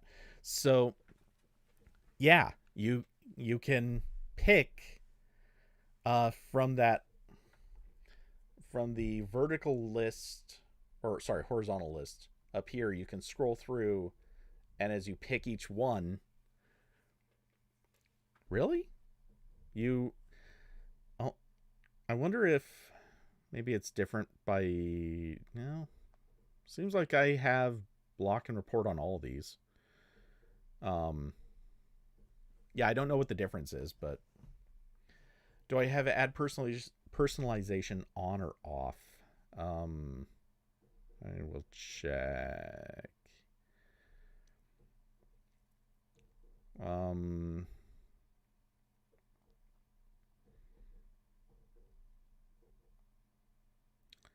let's see.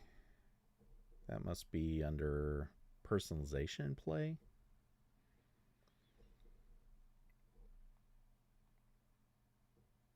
Oh, ad personalization is on.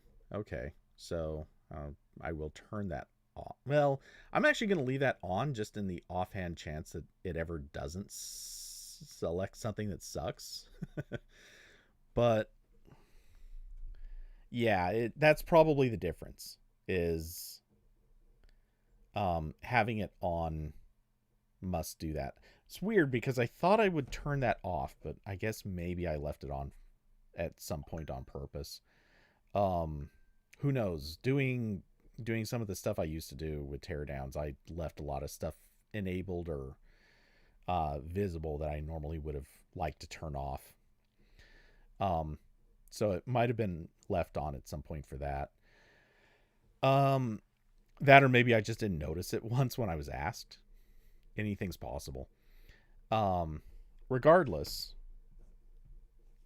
yeah. So, but the thing is, as long as you can still, let's see, you had, um,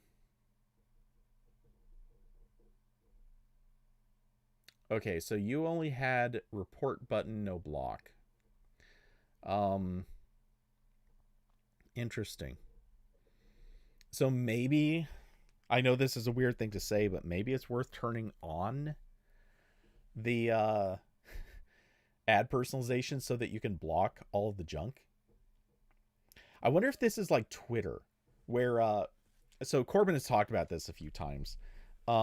Back when he used to use Twitter, one of the tricks you could do is if you made a point of blocking the obnoxious advertisers, if you block enough of them, if you keep blocking advertiser after advertiser after advertiser, eventually you start getting just like the lowest paying advertisers, and sometimes you just get fewer ads. Just straight up, you might not get ads hardly at all. Maybe that's a strategy. I mean, it's a weird strategy, but maybe that's a thing to do. Um, I don't know. I do not have a any good idea for that, but maybe if you just block so many, you could basically get rid of ads on Google Play, which would be kind of awesome because I just don't want the suggested for you section. At this point, it because it's useless. It is all junk. Um it's a bunch of word puzzles. It's a lot of those like Last Z Survivor Shooter, Misplay. The only well, I guess there's Candy Crush in here. That's, I guess you could call legitimate. TikTok is in here, which is amusing. Um, let's see, Royal Match and Hero Wars Alliance. Yeah, Raid Shadow Legends. I knew it had to be somewhere here. Um, yeah, it's the junk. It I don't want any of this, and it's like, why is this suggested for me? Um, oh man, I had to swipe so many times before it actually got to one app that I actually look at and think, yep, okay, that's actually a real suggestion. It took me to the app. It eventually suggested the app that I actually use for stock trading, or well, uh, the service I use for stock trading, but I'm not installing the app for reasons. Um, so yeah, and the only other app it suggests it's legitimate is Robinhood, which I refuse to use. So, um, yeah, I don't know. Maybe that's just coincidence that the one I actually do use might also be an advertiser, and it's not actually an intelligent suggestion so much as it is just coincidence. Um, so yeah, I just want this section gone. It's worthless to me. Um, and it it's weird because Google Play kind of doesn't really have real recommendations so much as it just has sections where they show you the popular apps for each of those sections. At least that's kind of how it looks from here. Um and yeah, I don't know, maybe these categories, sections, whatever. Those do seem somewhat personalized just because they seem to target specific things that I have an interest in, though they also target things that I have no interest in. So I don't really know what they're filling this from. Oh, okay. Anyway, so yeah, I'm I'm still going with my earlier opinion. I think I think that this is Google trying to snatch up Amazon Amazon's former customers in a way that they have the ability to do and without lowering cost. Except they are also kind of lowering costs because that 15% savings or earn back, that does sort of incentivize developers of those crap gotcha games to give discounts to people in game. I don't know if there'd be any policy against that where they might get into fights with like Apple if they did that, but uh, in theory, if you gave 15% back to all those developers, they could lower their cost on your store by say 10% and still be making more money. And that would be a really good incentive for them to sort of push people to your platform.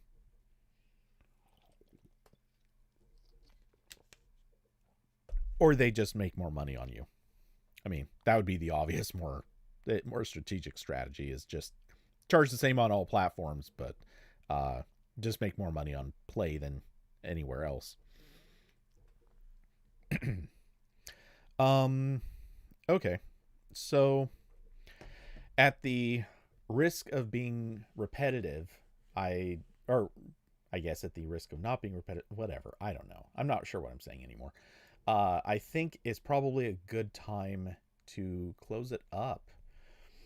So, as always, I will be back this weekend with some Overwatch and more Rivals. Um, and next week with another RambleCast. That will be Wednesday.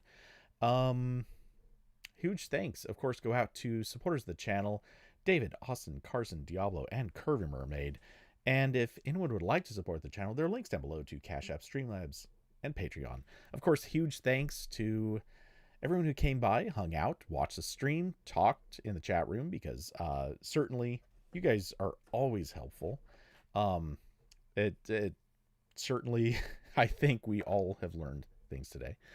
Um, and yeah, I am probably going to keep rambling if I try to say any more. So with that, I hope everyone has an excellent week.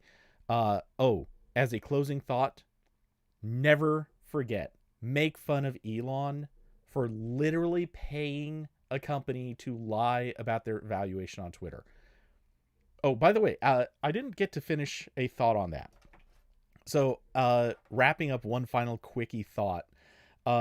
Some people think that the reason why he's doing this, why he's literally paying to have a false valuation on Twitter, some people think the reason is so that he can look like he's brought value back to the company, or that that he didn't fail, and he wants to stop people from making fun of him. That's not it. There was information a while back that the reason, or that a particular deadline was coming due, where if the company had lost a certain amount of money, the banks that had given him loans were going to basically demand repayment on a much tighter deadline. So he would have had to come up with, I don't know what the number is, but let's estimate, he would have had to come up with somewhere to the tune of probably, I'm guessing, 25 to 30 billion dollars to repay loans, possibly more. We don't know what the interest rates are. We don't know what deals were worked, but if the valuation of Twitter fell steeply enough, he would be on the hook to repay huge amounts of that, all in a very short time period, which would have meant he'd have to sell stock in most likely Tesla, though possibly SpaceX or somewhere else. Assuming that's true, and that this was heavily reported, it was some number of months ago. I want to say probably more like half a year ago. I'm guessing that the deadline for coming up with a new valuation was probably very close. And so Elon did the only thing he could do. He went out and found somebody who was willing to just put their name on a valuation that obviously was total BS. And it doesn't matter that their user base hasn't increased. It doesn't matter that they're not making substantially more ad money again. It doesn't matter that people are leaving Twitter in higher numbers to go to Blue Sky and elsewhere. Fact of the matter is, there's no reason the company's valuation would go up, but all of a sudden it's back to its original value, mysteriously the exact amount of its original value, instead of, it would have made some sense if it had to go through some recovery period where maybe it would go back up to, say, 20 or 25 billion instead of straight back to 44. Yeah, 100% this is purely so that he could maintain the loans that he's already got and wouldn't have to make any big payouts. Because let's be honest, there's also zero chance that he's going to find somebody who would buy Twitter today for $44 billion. Because when it comes down to it, when you're talking about evaluation, that's what it's about. What could you sell it for? Obviously, some of it is like what's the equipment that you own, what things do you own and that are of value. Twitter owns relatively little in that sense.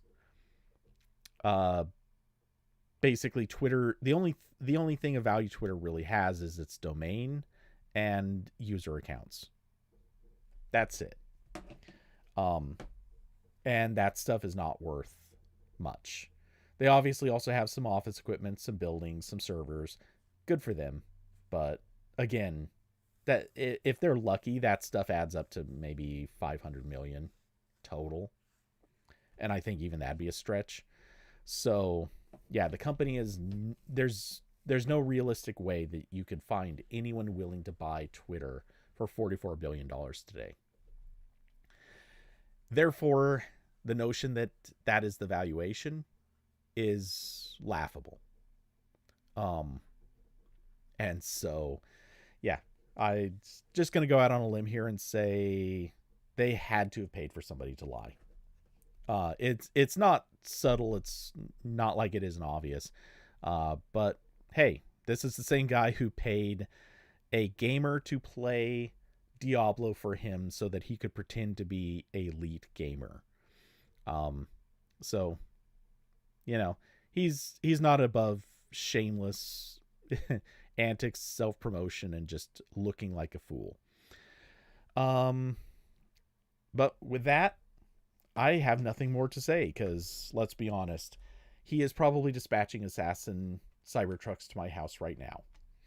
So, cheers, everyone. I hope you all have an excellent rest of the week. Again, huge thanks to supporters of the channel and just those who come by and hang out. With that, again, see you all, or see some of you maybe this weekend, and see the rest of you next week. And yeah, good night, everybody.